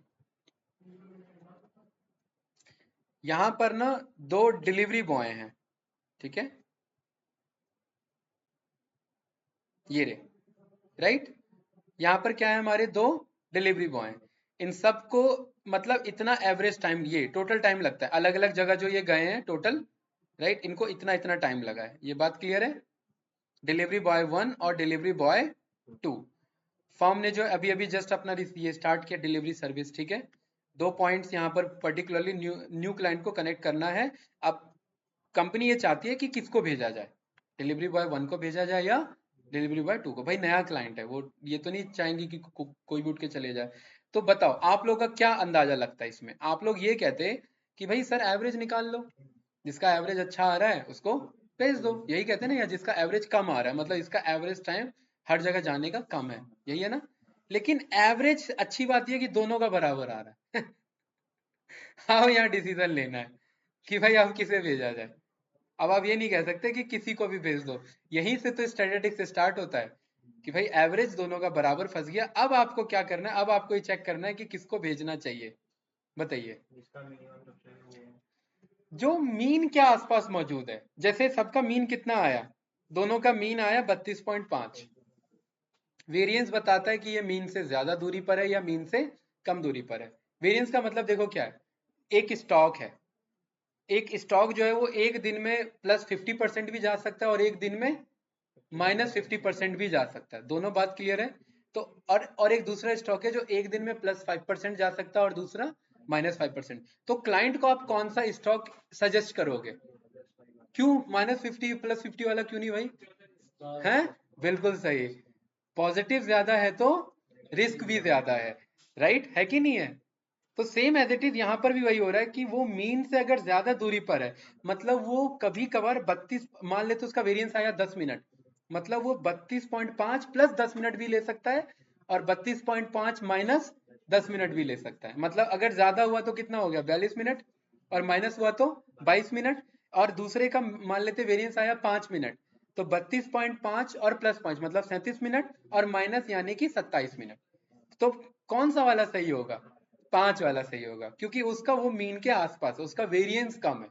मतलब वो अगर देर करेगा भी तो हमें पता है कि वो ज्यादा से ज्यादा 5 मिनट की देरी कर लेगा, लेकिन दूसरे की तरह नहीं जो आप 50% जा रहे हैं तो खुशी तो बहुत होगी, लेकिन जब डाउन जाएगा तो दुख उतना ज्यादा होगा और वो क्लाइंट ब्रेक हो जाएगा आपका फिर, है ना। तो यहाँ पर इन्होंने भी क्या किया, क्या कैलकुलेट किया, वेरिएंस। ये हम फॉर्मूला देखेंगे, इजी है, ज्यादा कुछ इसमें ट्रिकी नहीं है, आपको समझ में आ जाएगा। दोनों का वेरिएंस कैलकुलेट किया और जिसका वेरिएंस कम होगा उसको फिर आगे भेज देंगे। ये बात क्लियर है भाई, चलिए बैक टू टॉपिक। तो वेरिएंस ये बताता है कि डेटा कितना मीन से स्प्रेड है, स्प्रेड आउट है। ये बात क्लियर है, ठीक है, गुड। स्टैंडर्ड डेविएशन इसी वेरिएंस का स्क्वायर रूट होता है। स्टैंडर्ड डेविएशन क्या होता है, इसी वेरिएंस का स्क्वायर रूट। ये पढ़ेंगे अभी कैसे, क्योंकि अभी जस्ट ओवरव्यू ले रहे हैं, राइट। क्वार्टल से हमने पढ़ा हुआ है Q1 Q2 और Q3, गुड। इन्फेंसल स्टैटिक्स में क्या आता है, जब हम डेटा को मेजर नहीं कर सकते, ठीक है। It's a technique wherein we use the data that we have measure to form conclusion. हमें कंक्लूजन तो देना है लेकिन डेटा प्रॉपर मेजर नहीं हो सकता। जैसे आप जो वोटिंग पोल्स आते हैं, आपके एग्जिट पोल्स आते हैं ना, वो डिसीजन तो देते हैं, वो गलत भी हो सकते हैं, लेकिन वो कौन से स्टैटिस्टिक्स का पार्ट है, इन्फेंसल। क्योंकि अगर वो बोलते हैं कि कोई पार्टी जीतेगी तो क्या वो हर एक बंदे से जाके पूछते हैं, वो कितनों से पूछते हैं, एक सैंपल लेते हैं, राइट? तो वो कौन से स्टैटिस्टिक्स का पार्ट है हमारा? इन्फ्लुएंशियल स्टैटिस्टिक्स का। इसमें ज्यादातर किस पे वर्क किया जाता है? प्रोबेबिलिटी पे, आपके कॉन्फिडेंस इंटरवल पे, आप कितना कॉन्फिडेंटली ये बात बोल सकते हैं। और यहाँ पर डोमेन नॉलेज भी इंपॉर्टेंट आपको हेल्प करता है ना? कभी कभी जिसको डोमेन का आइडिया होता है तो वो अंदाजा भी लगाता है, तो काम बन जाता है। यस या नो? तो यहाँ पर वही बता रहा है कि पॉपुलेशन में से हम सैंपल निकालते हैं और उसमें से फिर हम यहाँ पर एनालिसिस करते हैं। ठीक है, गुड। डिस्क्रिप्टिव स्टैटिस्टिक्स में मैथ स्टूडेंट्स के मार्क्स निकाल लिए, उनका एवरेज निकाल लिया। और इन्फ्लुएंशियल स्टैटिस्टिक्स में क्या क्वेश्चन बन सकता है कि are marks of student of classroom similar to marks of student of classroom in the college? क्या जो आपके स्टूडेंट के मार्क्स हैं क्या वो सेम है कॉलेज वाले मार्क्स के स्टूडेंट के? भाई ये इन्फ्लुएंशियल स्टैटिस्टिक्स का पार्ट है, यहाँ पर एग्जैक्ट डेटा हमारे पास नहीं है, तो इसमें हमें प्रोबेबिलिटी पे भी काम करना पड़ सकता है। तो ये हमारा कौन सा डेटा का पार्ट बन गया स्टैटिस्टिक्स में? इन्फ्लुएंशियल का। पॉपुलेशन और सैंपल आप जानते हैं, बताइए क्या है? भाई ऑलमोस्ट आपको सारी चीजें पता है। बताओ भाई, पॉपुलेशन क्या है? कंप्लीट डेटा, और sample part of that data. लेकिन सैंपल ऐसा नहीं होना चाहिए कि भाई जैसे कि फॉर एग्जांपल एक ट्रक जा रहा है, आप वहां पर इंस्पेक्टर है, ठीक है, आपको सैंपल लेना है वहां पर जो भी है वेजिटेबल्स का, आपका ट्रक गया, तो एजरा भाई कैसे सैंपल लोगे? जो सबसे ऊपर कार्टन रखा है, सबसे ऊपर कार्टन में सबसे पहला जो वेजिटेबल रखा है उसी को सैंपल मान लोगे? वो तो जानबूझ के पता है कि इंस्पेक्टर साहब यही उठाने वाले हैं, वो तो बढ़िया रख देंगे उधर। या कैसा सैंपल निकलवाओगे? पहली बात तो कोई भी रैंडम होना चाहिए, दूसरा उस रैंडम में भी कहीं पे भी रैंडम होना चाहिए, और तीसरा आपको पता है कि ज्यादातर आप उस एरिया में जाओगे जहां पर जल्दी पहुंचा नहीं जा सकता, है ना? जैसे कि वो जब आपने देखा होगा जब वो गेहूं का जब वो सैंपलिंग लेते हैं ना, उनके पास एक वो रहता है नाइफ जैसा होता है, किसी भी कट्टे में घुसा देते हैं और थोड़ा सा निकल आता है गेहूं, और फिर सैंपलिंग करते हैं, कोई अंदाजा वो नहीं रहता कि इसी में चेक होगा, राइट? तो sample should be complete representation of a population. Sample ऐसा होना चाहिए कि वो पॉपुलेशन को रिप्रेजेंट कर सके। जैसे कि फॉर एग्जांपल अगर मैं एवरेज हाइट लेना चाह रहा हूँ और यहाँ गर्ल्स भी और बॉयज भी हैं, और खाली मैंने बॉयज का डेटा कैलकुलेट कर लिया, मतलब मैं सबको कैलकुलेट नहीं कर पा रहा हूँ, और मैं कह रहा हूँ एवरेज हाइट दोनों की ये है, तो क्या वो सही डेटा हुआ? नहीं। दोनों में क्या होना चाहिए? कुछ गर्ल्स के सैंपल होने चाहिए, कुछ बॉयज के सैंपल, तभी तो होगा ना। तो sample should be perfect representation of a population, मतलब पॉपुलेशन का परफेक्ट रिप्रेजेंटेशन होना चाहिए। और ये सब आपको यहाँ पर बढ़िया आराम से मिल जाएगा, इसमें ज्यादा डाउट नहीं है। देखिए दूसरे वाले में होगा वो, ये तो डिस्क्रिप्टिव है, वो किस में होगा? इन्फ्लुएंशियल वाले में, ठीक है, राइट? ये वाला इसमें आपको दिख जाएगा, पॉपुलेशन एंड सैंपल का ही पार्ट है ना ये। देखो भाई सैंपल किस तरीके से बनाया गया, ये रहा कंप्लीट पॉपुलेशन, और इसमें सारे डेटा ऑलमोस्ट प्रेजेंट हो। ऐसा ना हो कि आपने बस ये 3-4 ब्लैक ब्लैक यहाँ से उठा लिया और बोल दिया सैंपल हमने उठा लिया, ये तो इनकम्प्लीट सैंपल हो गया ना भाई। ठीक है, तो वो चीज है, राइट? तो यहाँ पर आपको sample is the representative unit of target population, represent करने वाला होना चाहिए, मतलब डेटा एटलीस्ट मैच होने चाहिए उसमें। ठीक है, गुड। चलिए, अब सैम्पलिंग में अलग अलग टेक्निक है, ये आपको यहाँ भी मिल जाएगा डिटेल में, ठीक है, और ये आपको यहाँ पर भी आप पढ़ सकते हैं। ठीक है, अलग अलग है, स्ट्रेटिफाइड सैम्पलिंग है, तो ये टास्क मैं आप पे छोड़ता हूँ, राइट? ये थोड़ा सा थ्योरेटिकल हो जाएगा, ये थोड़ा डिटेल में आप देख लेना। स्ट्रेटिफाइड सैम्पलिंग में क्या होगा, अभी मैंने बताया स्ट्रैटेजी बना करके, जैसे कि अगर पर्टिकुलरली मेल और फीमेल है तो आपने सर्वे करना है, तो आपने बोल दिया कि भाई अलग अलग को ग्रुप्स में ये डिवाइड कर लो, सो दैट ओवरलैप ना हो जाए, और उन ग्रुप्स में से अलग अलग क्या कर लो, पर्टिकुलरली सैंपल को पिक कर लो। तो जो अलग अलग ग्रुप होते हैं उन्हें स्ट्रेटा बोला जाता है, क्या कहा जाता है? और उसमें से हम क्या कर लेंगे, डेटा को पिक कर लेंगे, यानी सैंपल को पिक कर लेंगे। सिस्टमैटिक सैंपलिंग क्या होगा भाई, बताओ? सिस्टमैटिक मतलब एक सिस्टम से हमने बोल दिया कि यहाँ पर एक काम करो, जैसे यहाँ पर ये एग्जांपल दे रखा है, मॉल में गए और सभी बंदे वहां पर खड़े हैं लाइन से, हमने बोल दिया कि यहाँ से स्टार्ट करो और यहाँ से हर 8वें नंबर को उठा लो।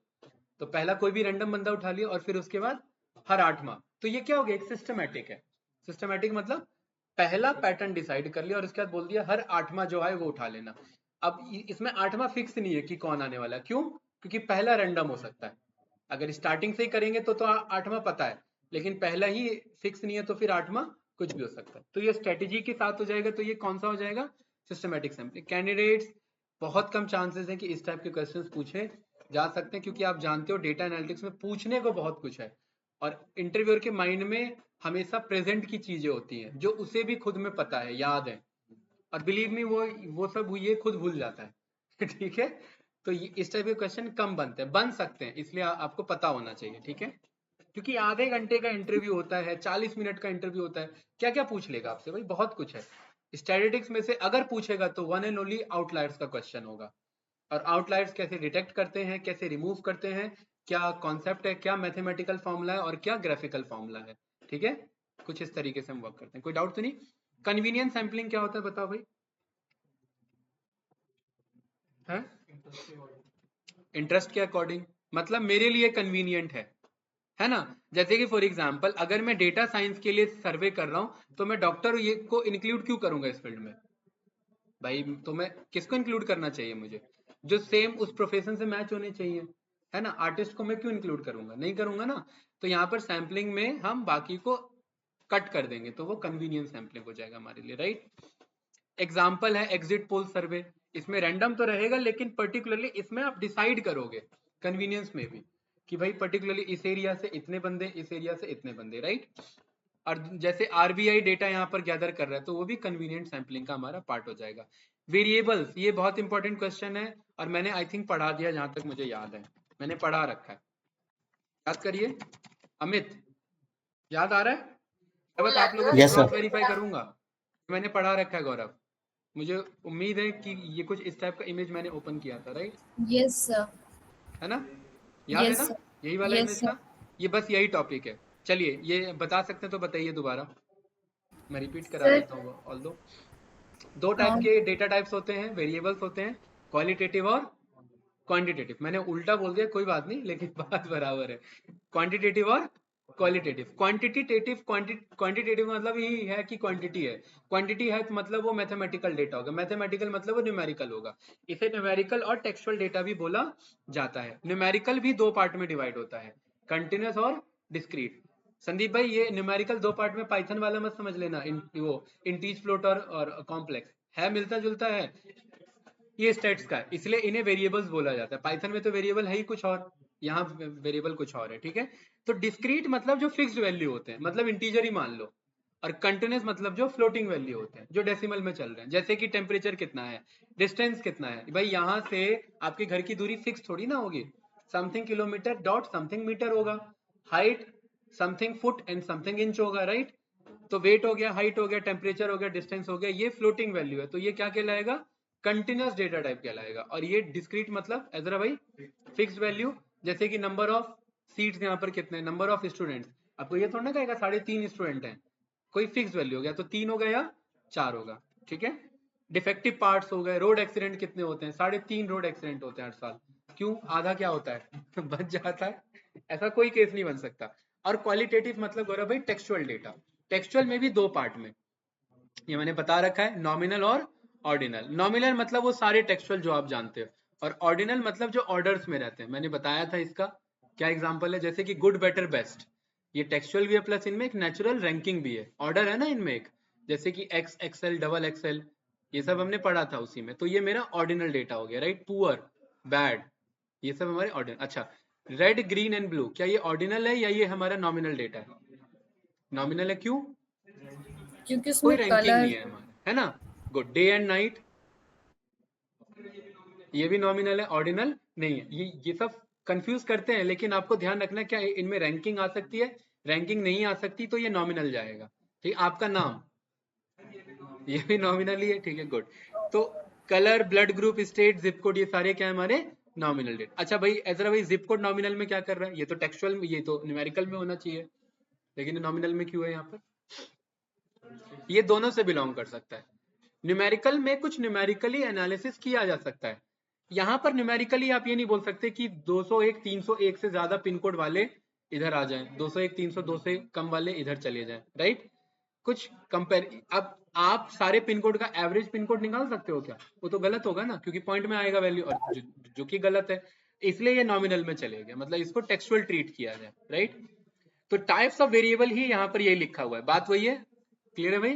क्वांटिटेटिव और बाकी पढ़ लोगे, कोई डाउट तो नहीं? चलिए बताइए, एग्जाम्पल है कुछ, स्टार्ट करिए।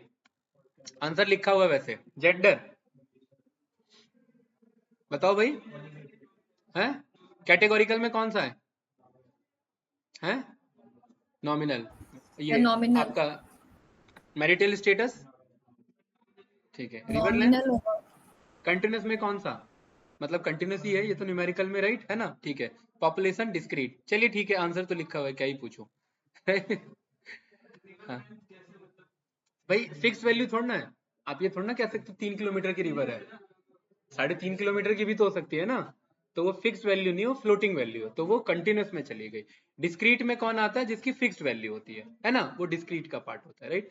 मशीन लर्निंग भी 2 पार्ट के वैल्यू प्रेडिक्ट करता है, एक तो कंटिन्यूस हो सकता है और एक डिस्क्रीट हो सकता है। अच्छा 0 और 1 ये कंटिन्यूस है या डिस्क्रीट है, डिस्क्रीट है ना भाई, ठीक। इसीलिए इसीलिए स्टैटिस्टिक्स पढ़ाया जाता है, क्योंकि वहां पर भी इसका यूज होता है हमारा। गुड, तो ये देखिए वही डेटा दे रखा है, और भी डिवाइड किया हुआ है। इंटरवल, इंटरवल भी वेरिएबल का पार्ट है।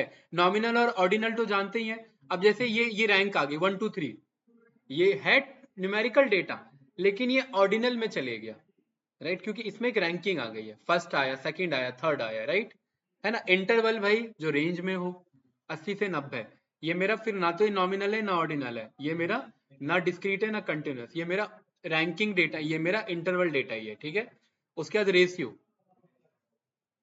रेशियो जो हमारा कंटिन्यूस है, लेकिन हम उसे कंटिन्यूस के फॉर्म में नहीं लिख रहे, हम उसे रेशियो फॉर्म में लिख रहे हैं, है ना। मतलब हाइट को मेजर करेंगे तो आएगा तो फ्लोटिंग में ही ना, लेकिन आप उसे रेशियो फॉर्म यानी पी बाई क्यू फॉर्म में भी लिख सकते हैं। फ्रीक्वेंसी डिस्ट्रीब्यूशन क्या होता है भाई, बताइए, ये सीखा हुआ है हमने, हिस्टोग्राम पढ़ा हुआ है, ये तो आइडिया हो गई। ये बताए कि किसकी फ्रीक्वेंसी कितनी बार रिपीट हो रही है, इससे फायदा क्या होता है भाई, हमने काउंट प्लॉट बनाया था ना, काउंट प्लॉट क्या बता रहा था, फ्रीक्वेंसी डिस्ट्रीब्यूशन। हिस्टोग्राम क्या बताता है, फ्रीक्वेंसी डिस्ट्रीब्यूशन। और ये यूनिवेरिएट एनालिसिस होता है, 3 टाइप के एनालिसिस होता है, हमने सीखे हैं कौन कौन से, और मल्टीवेरिएट। तो यूनिवेरिएट में क्या होता है, सिंगल कॉलम एनालिसिस होता है, तो फ्रीक्वेंसी सिंगल कॉलम एनालिसिस है। Rose lily sunflower, rose lily, इसमें कौन कितनी बार रिपीट हो रहा है, रोज 3, लिली 4, सनफ्लावर 2। तो इससे हमें ये पता लग जाएगा ना कि कौन सा डेटा कितनी बार रिपीट करता है। क्यूमुलेटिव फ्रीक्वेंसी क्या होता है, क्यूमुलेटिव वर्ड का मतलब ही है जोड़ते हुए आगे चलो। जैसे आपके पास 100 रुपए हैं, आपके पास 150 रुपए हैं, आपके पास 250 रुपए हैं, तो आपने, मैंने बोल दिया क्यूमुलेटिव फॉर्म में बताओ, तो आपके 100 इससे 150 से ऐड हो गए, तो टोटल आप पे कितने हो गए 250, और आपके 250 आपसे ऐड हो गए, तो टोटल क्यूमुलेटिव कितने हो गए 500। तो ये क्यूमुलेटिव क्या हो गया, 3 + 4 + 2, ये फाइनल ऐड नहीं होता, इसका क्यूमुलेटिव 7 और इसका क्यूमुलेटिव 9, मतलब हर एक टाइम में ऐड करते हुए बताओ, तो ये रनिंग टोटल होता है। इसका फायदा क्यों हम देखते हैं, देखिए ये हमने सीखा हुआ है, हमने कम मिक्स, ये कम मिनिमम, कम मैक्स हमने पढ़ा था ना, कम सम पढ़ा था कि नहीं पढ़ा था, भूल गए, यस सर, भूल गए लग रहा है, बोलो भाई। बताए थे आप। Yes sir. गौरव, याद है कि नहीं याद है, यस सर नो सर, ऐसे कैसे भाई, जैसे कि जनवरी में इतना सेल्स हुआ, फरवरी में इतना, मार्च में इतना, अप्रैल में इतना। एज अ मैनेजर आपके पास कोई और उसने बोला मार्च तक कितना सेल्स हो चुका है, कितना हो चुका है मार्च तक, इसका मतलब क्या है कि तीनों का ऐड करके बताओ, कम से यानी कि this is equals to this plus इसके ऊपर वाला, है ना, और इसको क्या कर देंगे, ड्रॉप कर देंगे, राइट। मार्च तक कितने का सेल्स हो चुका है 781 का, तो ये क्यूमुलेटिव टोटल है, यानी रनिंग टोटल इसे कहा जाता है, इसे क्या कहा जाता है, हाँ। अप्रैल तक कितना सेल्स हो चुका है 802, अप्रैल में इतना हुआ है, लेकिन अप्रैल तक कितना हुआ है, तो ये दोनों ये इस तरीके से रीड किया जाता है। कोई डाउट तो नहीं इसमें भाई। तो क्यूमुलेटिव फ्रीक्वेंसी देखिए वही बता रहा है, पहले का 3, दूसरे का 3 और 4 7, और तीसरे का 7 और 2 9, ये इजी था। बाकी डिटेल आपको कहाँ मिल जाएगा, पहले वाले के अंदर में मिल जाएगा इधर, और यहाँ डिटेल में बता रखा है ये रहा, ठीक है। खत्म हो गया क्या ये पीडीएफ ही, इसमें कंट्रोल F काम करेगा, फ्रीक्वेंसी आ रहा है ना, data distribution, mean median mode, histogram में होगा क्यूमुलेटिव फ्रीक्वेंसी, आप पे ये है ना, ये रहा फ्रीक्वेंसी आ गया, डिस्ट्रीब्यूशन ये आ गया ना, क्यूमुलेटिव फ्रीक्वेंसी। बताइए फ्रीक्वेंसी और क्यूमुलेटिव फ्रीक्वेंसी ये है, रिलेटिव फ्रीक्वेंसी क्या होता है बताओ भाई। ये क्लास इंटरवल है हमारा 20 से 30, 20 से 30 के 5 बंदे हैं, ठीक है, 30 से 40 के 8 बंदे हैं, 40 से 50 के 9 बंदे हैं, 50 से 60 के 10, ये तो बचपन में बनाया होगा आपने, है ना। 70 से 80 से 2 बंदे। कोई डाउट भाई संदीप इसमें? नो। रिलेटिव फ्रीक्वेंसी ये होता है कि 40 के कंपेयर में बताओ कि ये टोटल कितने हैं, मतलब ओवरऑल टोटल स्टूडेंट कितने थे 40। अब 40 में इस इंटरवल में फॉल होने वाले कितने बंदे हैं 5, तो 5 डिवाइडेड बाय 40 कितना परसेंटेज हुआ, मतलब कितना वैल्यू आया 0.125 है ना। 5 डिवाइडेड बाय 40 तो कितना आ रहा है भाई आपका 0.125 आ रहा है कि नहीं आ रहा है, ये क्लियर है। ये 0.2 क्यों आ रहा है, 8 डिवाइडेड बाय 40 ये क्यों आ रहा है 9 डिवाइडेड बाय। क्यूमुलेटिव क्या है कि दिस प्लस दिस, तो 0.125 प्लस 0.2 0.325 0.325 प्लस दिस 0.55। ये इसीलिए कैलकुलेट करते हैं क्योंकि इसका लास्ट आंसर 1 होता है हमेशा। अगर ये 1 नहीं आ रहा है तो मतलब आपसे गलती हुई। किस में गलती हुई है, या तो रिलेटिव फ्रीक्वेंसी में या फिर इसको कैलकुलेट करने में या क्यूमुलेटिव में, इसलिए कैलकुलेट किया जाता है। रनिंग टोटल हमें बताना, ठीक है। मतलब आप ये कह सकते हैं कि 60 से 70 के ग्रुप में ओवरऑल पूरे डेटा का 95% स्टूडेंट आ जाता है। क्या ये बात कह सकता हूं, क्योंकि देखो क्यूमुलेटिव Yes, फ्रीक्वेंसी ये बता रहा है कि भाई 60 से 70 के, देखो ना सारे डेटा को ऐड कर लो, 8 5 13 और 9 22 22 10, नहीं 8 5 13 और 9 तो हाँ 22 22 10 32 और 6 आपका 38। अब 40 का 38 कितना हुआ आपका 38 डिवाइडेड बाय 40 आपका 95 हुआ ना। और यहाँ पर ये डेटा क्या बता रहा था, मैं 95 ही तो बता रहा था कि मतलब अगर आप ये चेक करते हैं, मतलब आप ये कह सकते हैं कि 60 से 70 तक के ग्रुप में अगर स्टार्टिंग से चेक करो तो 95% डेटा इसके अंदर आ जाता है हमारा, राइट। तो ये कुछ इस तरीके से ये रीड किया जाता है। इजी था क्यूमुलेटिव, समझ आया कि नहीं आया भाई। ऑनलाइन स्टूडेंट बताइए। तो फ्रीक्वेंसी को प्लॉट करने के लिए डिस्क्रीट डेटा हमें चाहिए, राइट। कंटिन्यूस भी हम यूज कर सकते हैं, हिस्टोग्राम प्लॉट कर सकते हैं और फिर हम ट्रेंड लाइन को बना सकते हैं। कर्नल डेंसिटी हमने पढ़ा हुआ है ना, वो जो कर्व में रिटर्न करता है, तो वो भी यहाँ पर हमें ये बता देगा, ठीक है। चलिए, तो यहाँ पर ये हमारा डिस्क्रिप्टिव स्टैटिस्टिक्स का पार्ट होता है, जिसमें हम क्या क्या पढ़ेंगे, सेंट्रल टेंडेंसी यानी मीन मीडियन मोड, डिस्पर्जन यानी कि हमारा डेटा का वेरिएंस ऑन स्टैंडर्ड डिविएशन कैसा है, डिस्ट्रीब्यूशन मतलब ये नॉर्मली डिस्ट्रीब्यूटेड है या नहीं, नहीं है तो क्या होगा, लेफ्ट तरफ झुका होगा, राइट तरफ झुका होगा, जेड स्कोर क्या होता है और डिस्ट्रीब्यूशन क्या होता है। मेजर ऑफ सेंट्रल टेंडेंसी में 3 चीजें कैलकुलेट की जाती हैं, क्या, मीन मीडियन और मोड। अर्थमेटिक मीन या एवरेज आप बोल दीजिए। एन को क्या बोला जाता है, ये एक्रोनिम्स दिए हुए, एब्रीवेशंस दिए हुए हैं कि एन किसे बोलेंगे, पॉपुलेशन को। स्मॉल एन किसे बोलेंगे, सैंपल को। और मीन यहाँ लिखा नहीं गया है तो इसने एवरेज बोल दिया। मीन को क्या बोला जाता है, म्यू। मीन का अगर आप डायग्राम ये आप ये चेक करेंगे तो ये कुछ इस तरीके से दिखता है,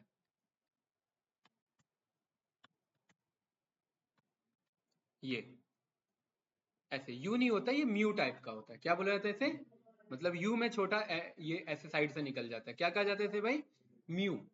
ये ग्रीक अल्फाबेट्स हैं, ग्रीक सिंबल्स हैं ये सारे। म्यू हो गया, अल्फा हो गया, बीटा हो गया, डेल्टा हो गया, गामा हो गया, एप्सिलॉन हो गया, ठीक है। ये सारे क्या कहे जाते हैं, ग्रीक अल्फाबेट्स, ठीक है।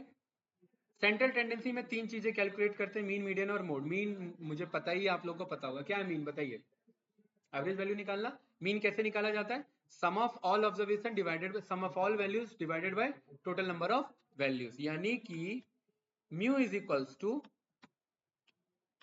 यहां पर आप समेशन, इसे क्या बोला जाता है, summation from I of I is equals to 1 to N, I is equals to 1 to N. इसका मतलब जितने भी ऑब्जर्वेशन है सबको सम कर लो, मतलब n1 n2 n3 n4 n5 n6, इन सबको क्या कर लो, सम कर लो। और इन सबको किससे डिवाइड कर लो, टोटल n से, n कितने हैं 5 है, तो क्या हो जाएगा भाई ऊपर Ezra, n1 n2 n3 n4 n5 का सम डिवाइडेड बाय 5, क्योंकि 5 है ना हमारे पास, तो टोटल ये मेरा क्या बन जाएगा, मीन बन जाएगा।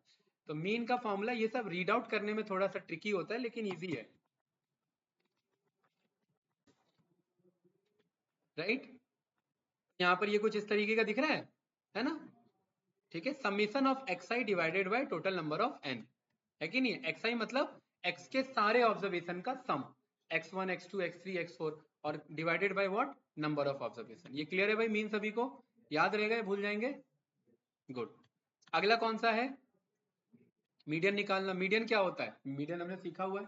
सबसे पहले डेटा को असेंडिंग ऑर्डर में अरेंज करते हैं और फिर उसके सेंट्रल वैल्यू को फाइंड करते हैं कि बीच में कौन आ रहा है। जैसे कि फॉर एग्जांपल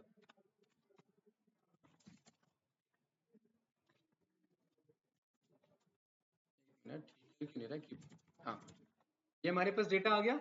ये डेटा इसको पहले क्या करना है, असेंडिंग ऑर्डर में अरेंज करना है। तो असेंडिंग का मतलब 12, बताइए भाई, 5 पहले हो गया, हाँ सॉरी, ये रहा 5, 12 और 58, 3 to 4, 3 to 4, 3, 6, 7. 1, 4, 3, 4, 4, 3, 4। गुड, कोई डाउट तो नहीं? डेटा का लेंथ बराबर है हमारा, कोई कंफ्यूजन तो नहीं इसमें भाई? सही है। अब इसमें मीडियन निकालते हैं कि बीच में कौन पढ़ रहा है, कौन पढ़ रहा है इसमें बीच में। पहले तो देखो नंबर ऑफ टर्म्स कितने, 8।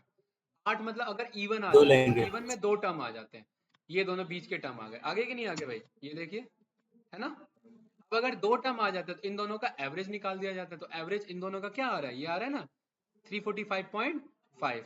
तो मीडियन क्या आ गया मेरा, 345.5, ये मेरा मीडियन आ गया। और मोड क्या है, कौन सा डेटा ज्यादा रिपीट पाया जा रहा है, कौन पाया जा रहा है?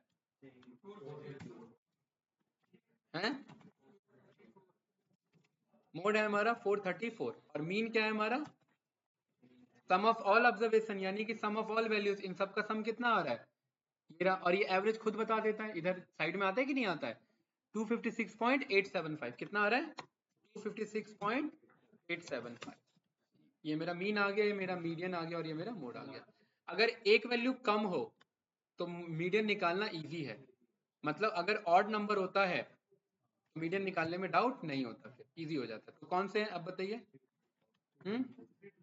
ये बीच में आ रहा है ना ये हमारा, ये मेरा फिर क्या हो जाएगा, मीडियन हो जाएगा। इजी था भाई, ऑनलाइन स्टूडेंट क्लियर है, कोई डाउट इसमें? Yes sir, yes no sir, doubt नहीं है। हाँ। आउटलायर जो है वो मीन से अफेक्ट पड़ जाता है, आउटलायर से क्या हो जाता है, मीन का अफेक्ट पड़ जाता है। देखिए कैसे, मान लेते इस डेटा में क्या था, आउटलायर था। आउटलायर मतलब ये था, आउटलायर ये था, तो ये कहां पर आएगा, यहां पर लास्ट में आएगा। कोई डाउट तो नहीं भाई? क्या मीडियन से आउटलायर का अफेक्ट पड़ रहा है, बताओ। मीडियन कौन आएगा अब इसमें, बताइए मीडियन कौन आने वाला है? 367 मीडियन है ना मेरा, गौरव भाई क्लियर है? एजरा, मीडियन क्या है मेरा 7, लेकिन मीन क्या हो जाएगा मेरा, मीन इस आउटलायर के चक्कर में खराब हो जाएगा। देखिए कैसे, एवरेज बिगड़ गया ना, है कि नहीं है? कितना आ गया ये, बहुत बड़ी वैल्यू आ गई, 60515423, 60515423 और पॉइंट कुछ था इसका, मेरा मीन आ गया। और मोड, मोड तो सारे हैं अभी, क्योंकि सब एक एक बार यहाँ पर नहीं, 434 है ना हमारे पास, ये हमारा मोड वैल्यू है, क्योंकि मीन सेंसिटिव टू आउटलायर है, आउटलायर आने से ही खराब हो जाता है। और यही नहीं, अगर यहाँ पर इन सब का सम कितना आ रहा है, 544638810, क्या आ रहा है 544631810, ये था। अब इसका अगर मैं एवरेज चेक करूं, नहीं मेरे ख्याल से ये नहीं था, लेट मी चेक अगेन, 544638810, ठीक है 638810, ये है ना। अब मान लेते हैं ऐसा नेगेटिव डेटा भी मौजूद है, तो अब मीन देखिए 0 हो गया मेरा, है ये क्या बता रहा है, एवरेज डेटा कितना है इसका 0, लेकिन क्या मोड खराब हुआ मेरा? अब बताइए मोड कितना आने वाला है? बताइए इसको हमें कैसे अरेंज करना है, असेंडिंग ऑर्डर में, और ये सही अरेंज है पहले से, क्योंकि सबसे कम पहले आएगा। बताइए कौन है भाई इसमें, ये दोनों है ना मेरे, लेफ्ट में और राइट में बैलेंस है कि नहीं है? और इन दोनों का एवरेज कितना आ रहा है 345.5, 345.5। और क्या मेरा मीडियन खराब हुआ है आउटलायर से, लेकिन क्या खराब हो गया मेरा, मीन खराब हो। और मीन तो कह रहा है 0 है, मतलब आपको कुछ टाइम ही नहीं लगा, जबकि देखो कभी नेगेटिव ज्यादा लग रहा था, कभी पॉजिटिव बहुत ज्यादा लग रहा था। मोड भी चलो ठीक ठाक बता देगा, लेकिन अगर ये 2-4 वैल्यू रिपीट हो गए तो मोड भी खराब हो जाएगा। इसीलिए सबसे बेस्ट क्या यूज होता है, मीडियन यूज होता है। इसलिए आउटलायर डिटेक्शन में हम मीडियन को यूज करते हैं। किसको यूज करते हैं? मीडियन को यूज करते हैं। बताइए ऑनलाइन स्टूडेंट, कुछ पूछना था इसमें? क्लियर है? मोड जो है आपका मोस्ट फ्रीक्वेंट एलिमेंट यानी मोस्ट रिपीटिंग एलिमेंट, ठीक है। चलिए गुड। मेजर ऑफ डिस्पर्जन क्या होता है भाई? अभी हमने पढ़ा वेरिएंस और स्टैंडर्ड डेविएशन, ये हमने दो चीज पढ़ा था ना। वेरिएंस क्या कहता है? देखिए पहले हम मैथमेटिकली देखेंगे, फिर हम इसका डेफिनेशन देखेंगे, क्लियर हो जाएगा। वेरिएंस अभी मैंने बताया मीन से कितना दूर है मेरा हर डेटा। भाई एक एलिफेंट का आपका ग्रुप चल रहा है और कोई बेबी एलिफेंट उस ग्रुप से अलग है, तो उस पर अटैक होने के चांसेस ज्यादा हैं। मीन से वो दूर जा रहा है, एवरेज ग्रुप से वो दूर जा रहा है ना। तो वेरिएंस अगर ज्यादा है तो इसका मतलब डेटा स्कैटर्ड ज्यादा है। वेरिएंस अगर कम है मतलब डेटा स्कैटर्ड। क्या ये बात क्लियर है? पक्का क्या ये बात बोल सकता हूं? देखिए कैसे।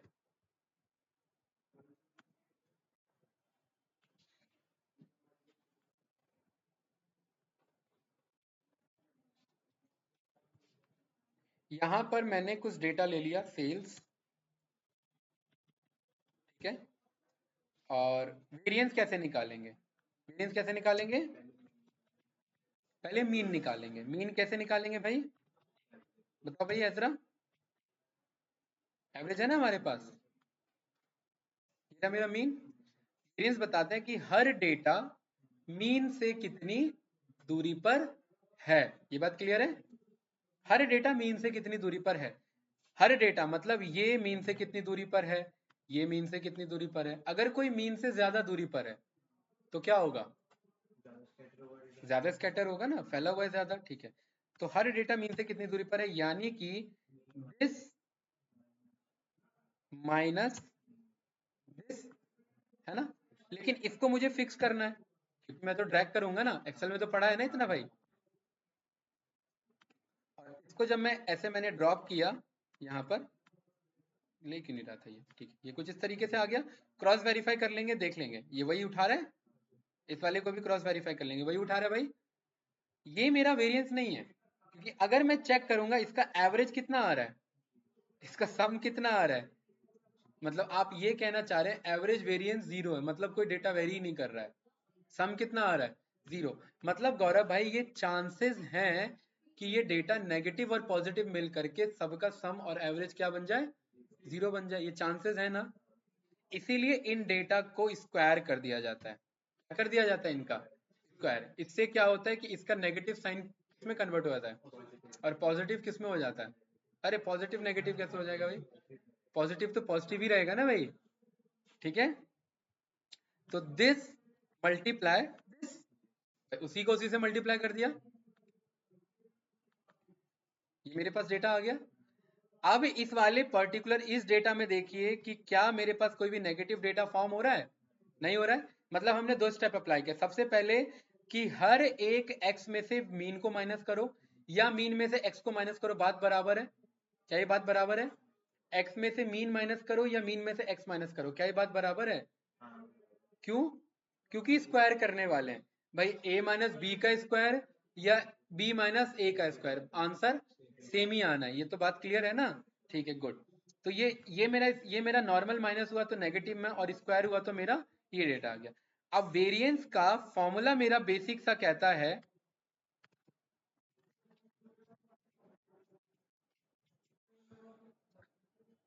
सीधा कहता है कि भाई आपको क्या करना है, एस स्क्वायर को वेरिएंस कहा जाता है। क्या कहा जाता है? S square is called variance. Summation इन सब का मुझे क्या निकालना है? देखो x i minus x bar क्या कहलाता है? मीन। एक्स बार को क्या कहते हैं? और एक्स आई मतलब हर डेटा पॉइंट। हर डेटा पॉइंट में से किसको माइनस करो? मीन को। इन सब का क्या निकाल लो? स्क्वायर। और फिर उन सब का क्या कर लो? सम निकाल लो। तो अब मुझे क्या निकालना है? इन सब का सम। तो टोटल कितना आ रहा है? सम निकाल लेंगे किसका? इन सब का। ये सम आ गया। और उसको एजरा भाई किससे डिवाइड कर देना है? n माइनस वन से। लेकिन ये कब के लिए? ये सैंपल के लिए। देखिए पॉपुलेशन और सैंपल का अलग अलग खेल है। अभी मुझे पॉपुलेशन के लिए पूरा चलाना है क्योंकि सैंपल नहीं है, मेरे पास कंप्लीट डेटा है ना भाई। तो मैं किससे डिवाइड करूंगा? n से। अगर सैंपल है तो मैं n माइनस वन लूंगा। कोई डाउट इसमें? सेम फॉर्मूला है कि नहीं है? इसे देखो, ये सिग्मा स्क्वायर बन गया, वहां पर ऐसे ऐसे स्क्वायर था क्योंकि वो सैंपल का क्या था? वेरिएंस था। और ये किसका है? पॉपुलेशन, ये एक्चुअल वेरिएंस है, और हम एक्चुअल, क्योंकि हम पे ज्यादातर कंप्लीट डेटा होगा तो हम एक्चुअल वेरिएंस निकालेंगे। Sigma square is called variance, और this is equals to xi minus x bar का स्क्वायर और इन सब का sum divided by n। n मतलब आपको नहीं लग रहा है कि हम इन सब का एवरेज निकाल रहे हैं भाई, सारे ऑब्जर्वेशन का sum divided by number of values. तो क्या हम वेरिएंस का एवरेज नहीं निकाल रहे हैं एजरा भाई, यही कर रहे हैं। तो इसका काउंट कितना है, टोटल डेटा 8 है मेरे, है ना।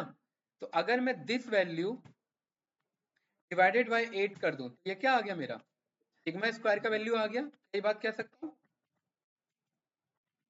और सिग्मा स्क्वायर क्या कहलाता है, वेरिएंस कहलाता है।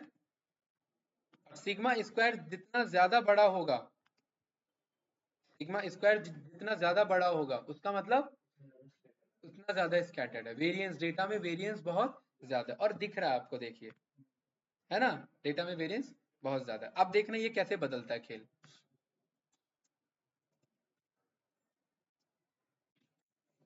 डेटा में सारे डेटा सेम है, डेटा में वेरिएंस है ही नहीं, नहीं है ना भाई, जीरो। यही तो जीरो बन गया कि नहीं बन गया आपका, है कि नहीं है।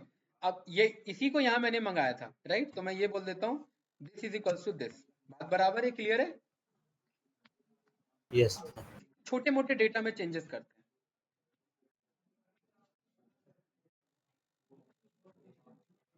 देखिए अब बताइए, मेरा ज्यादातर डेटा क्या घूम रहा है, आसपास घूम रहा है भाई, 21 22 है कि नहीं है। और क्योंकि मीन के आसपास घूम रहा है तो वेरिएंस कितना है, बहुत कम है। और ये वेरिएंस बहुत ज्यादा कब आएगा, जब डेटा में आउटलायर्स अचानक से आ जाएंगे, यस या नो। और ये वेरिएंस बढ़ा कि नहीं बढ़ा, और वेरिएंस बढ़ा मतलब डेटा में आउटलायर बढ़ गए, और आउटलायर बढ़ गए मतलब मेरा डेटा खराब है। ये समझ आया भाई। तो डेटा कैसा होना चाहिए, आसपास मौजूद होना चाहिए, किसके, मीन के आसपास, राइट। और कुछ इस तरीके से हमारे पास ये पर्टिकुलर सिग्मा स्क्वायर क्या रिटर्न करता है, वेरिएंस को रिप्रेजेंट करता है। और एजरा भाई इसी स्क्वायर का अंडर रूट कर दोगे तो स्टैंडर्ड डेविएशन हो जाएगा। अगर ये स्क्वायर हटके यहाँ चले आएगा तो क्या बन जाएगा, ये अंडर रूट बन जाएगा। यस या नो, बताओ भाई, online yes student sir. Clear है। अगर ये स्क्वायर यहाँ से हटके इधर जाएगा तो यहाँ से स्क्वायर हटके क्या बन जाता है, इधर जाके अंडर रूट। और this sigma is called standard deviation, मतलब वेरिएंस का ही स्क्वायर रूट क्या कहलाता है, स्टैंडर्ड डेविएशन कहलाता है। ये बात क्लियर है।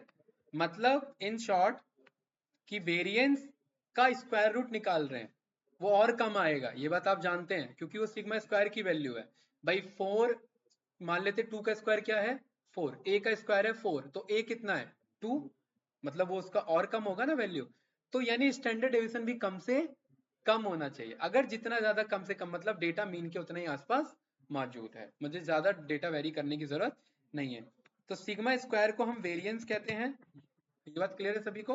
और एसटीडी किसको कहते हैं, सिग्मा को, गुड। एसटीडी किसे कहते हैं, सिग्मा को। और ये क्या होता है, स्क्वायर रूट होता है ऑफ दिस, है ना। और वैल्यू कम आती है उससे, ये आया कि नहीं है भाई। ठीक है, अब जरा ध्यान से देखिए, आउटलायर बढ़ा, वेरिएंस बढ़ा, और स्टैंडर्ड डेविएशन बढ़ गया। आउटलायर नहीं था, डेटा आसपास था, मतलब स्टैंडर्ड डेविएशन कम था। स्टैंडर्ड डेविएशन कहता क्या है, देखना अब ध्यान से समझना, और ये फाइनल पॉइंट है आज का। स्टैंडर्ड डेविएशन ये कहता है कि अगर आप मीन में स्टैंडर्ड डेविएशन को ऐड करें, मीन कितना है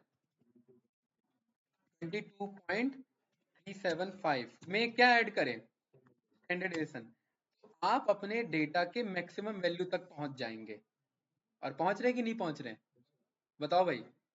ये टोटल कितना है 23, और यहाँ कितना चल रहा है 23, ओ सॉरी 24, राइट।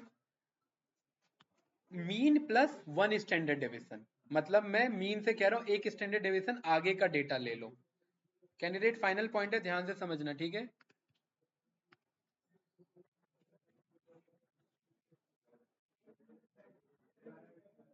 क्या स्पेलिंग लिख दी मैंने, छोड़ो जो भी हो स्पेलिंग।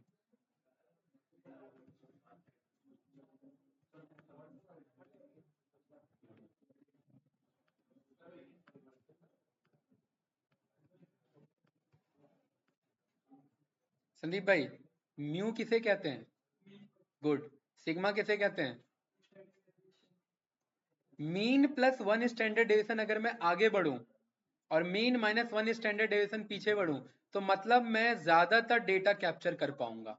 कितना परसेंट डेटा? 25 नहीं, 68.3% डेटा, है ना? अगर मैं मीन से 2 स्टैंडर्ड डेविएशन आगे चलूं और मीन से 2 स्टैंडर्ड डेविएशन पीछे चलूं तो मैं कितना परसेंट डेटा कैप्चर कर पाऊंगा? अब देखिए, मैं मीन से बस 1 स्टैंडर्ड डेविएशन आगे चलाऊं तो एक डेटा छूट रहा है कि नहीं छूट रहा?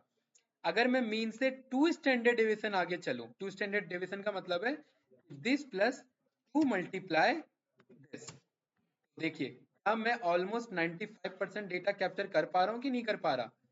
क्या ये मेरा जो डेटा है, क्या ये मेरा डेटा इसके अंदर आ पा रहा है कि नहीं आ पा रहा है? बताओ, ये आ पा रहा है? यस या नो? पूरा ही आ गया?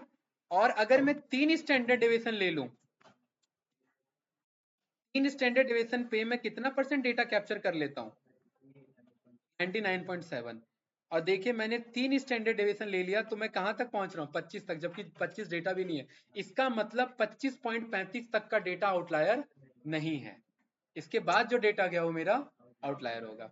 मतलब यहां पर ये डेटा 25.35 तक कंसीडर हो सकता है। अगर ये होगा तो अब ये फिर बदल रहा है सारी चीजें, क्योंकि सारी चीजें बदल रही है ना मैथमेटिकली। इसीलिए ये स्टैंडर्ड डेविएशन हमारे आउटलायर डिटेक्शन में हेल्प करता है। Standard deviation is square root of variance. Variance का फॉर्मूला आपको पता है, और ये सब हमने यहाँ पर सॉल्व करके भी देख लिया कि डेटा बदलने पे कैसे वेरिएंस बदल रहा है और कैसे स्टैंडर्ड डेविएशन बदल रहा है। ये बात क्लियर है भाई? तो कम से कम स्टैंडर्ड डेविएशन और कम से कम वेरिएंस की वैल्यू, डेटा कम से कम स्कैटर्ड, ज्यादा होगा तो ज्यादा होगा। ये बात क्लियर है भाई ऑनलाइन स्टूडेंट सभी को? यस या नो बताइए। ठीक है, यस सर। तो आज के लिए यहीं पर रखते हैं। यहाँ से हम नेक्स्ट क्लास में कंटिन्यू करेंगे। आप लोग का टास्क है ये पूरा नोटबुक पढ़ के आना, और ये पीडीएफ में अपलोड ऑलरेडी है गिटहब पे, आप वहां से रेफरेंस ले लेना। ठीक है भाई, रिकॉर्डिंग स्टॉप कर।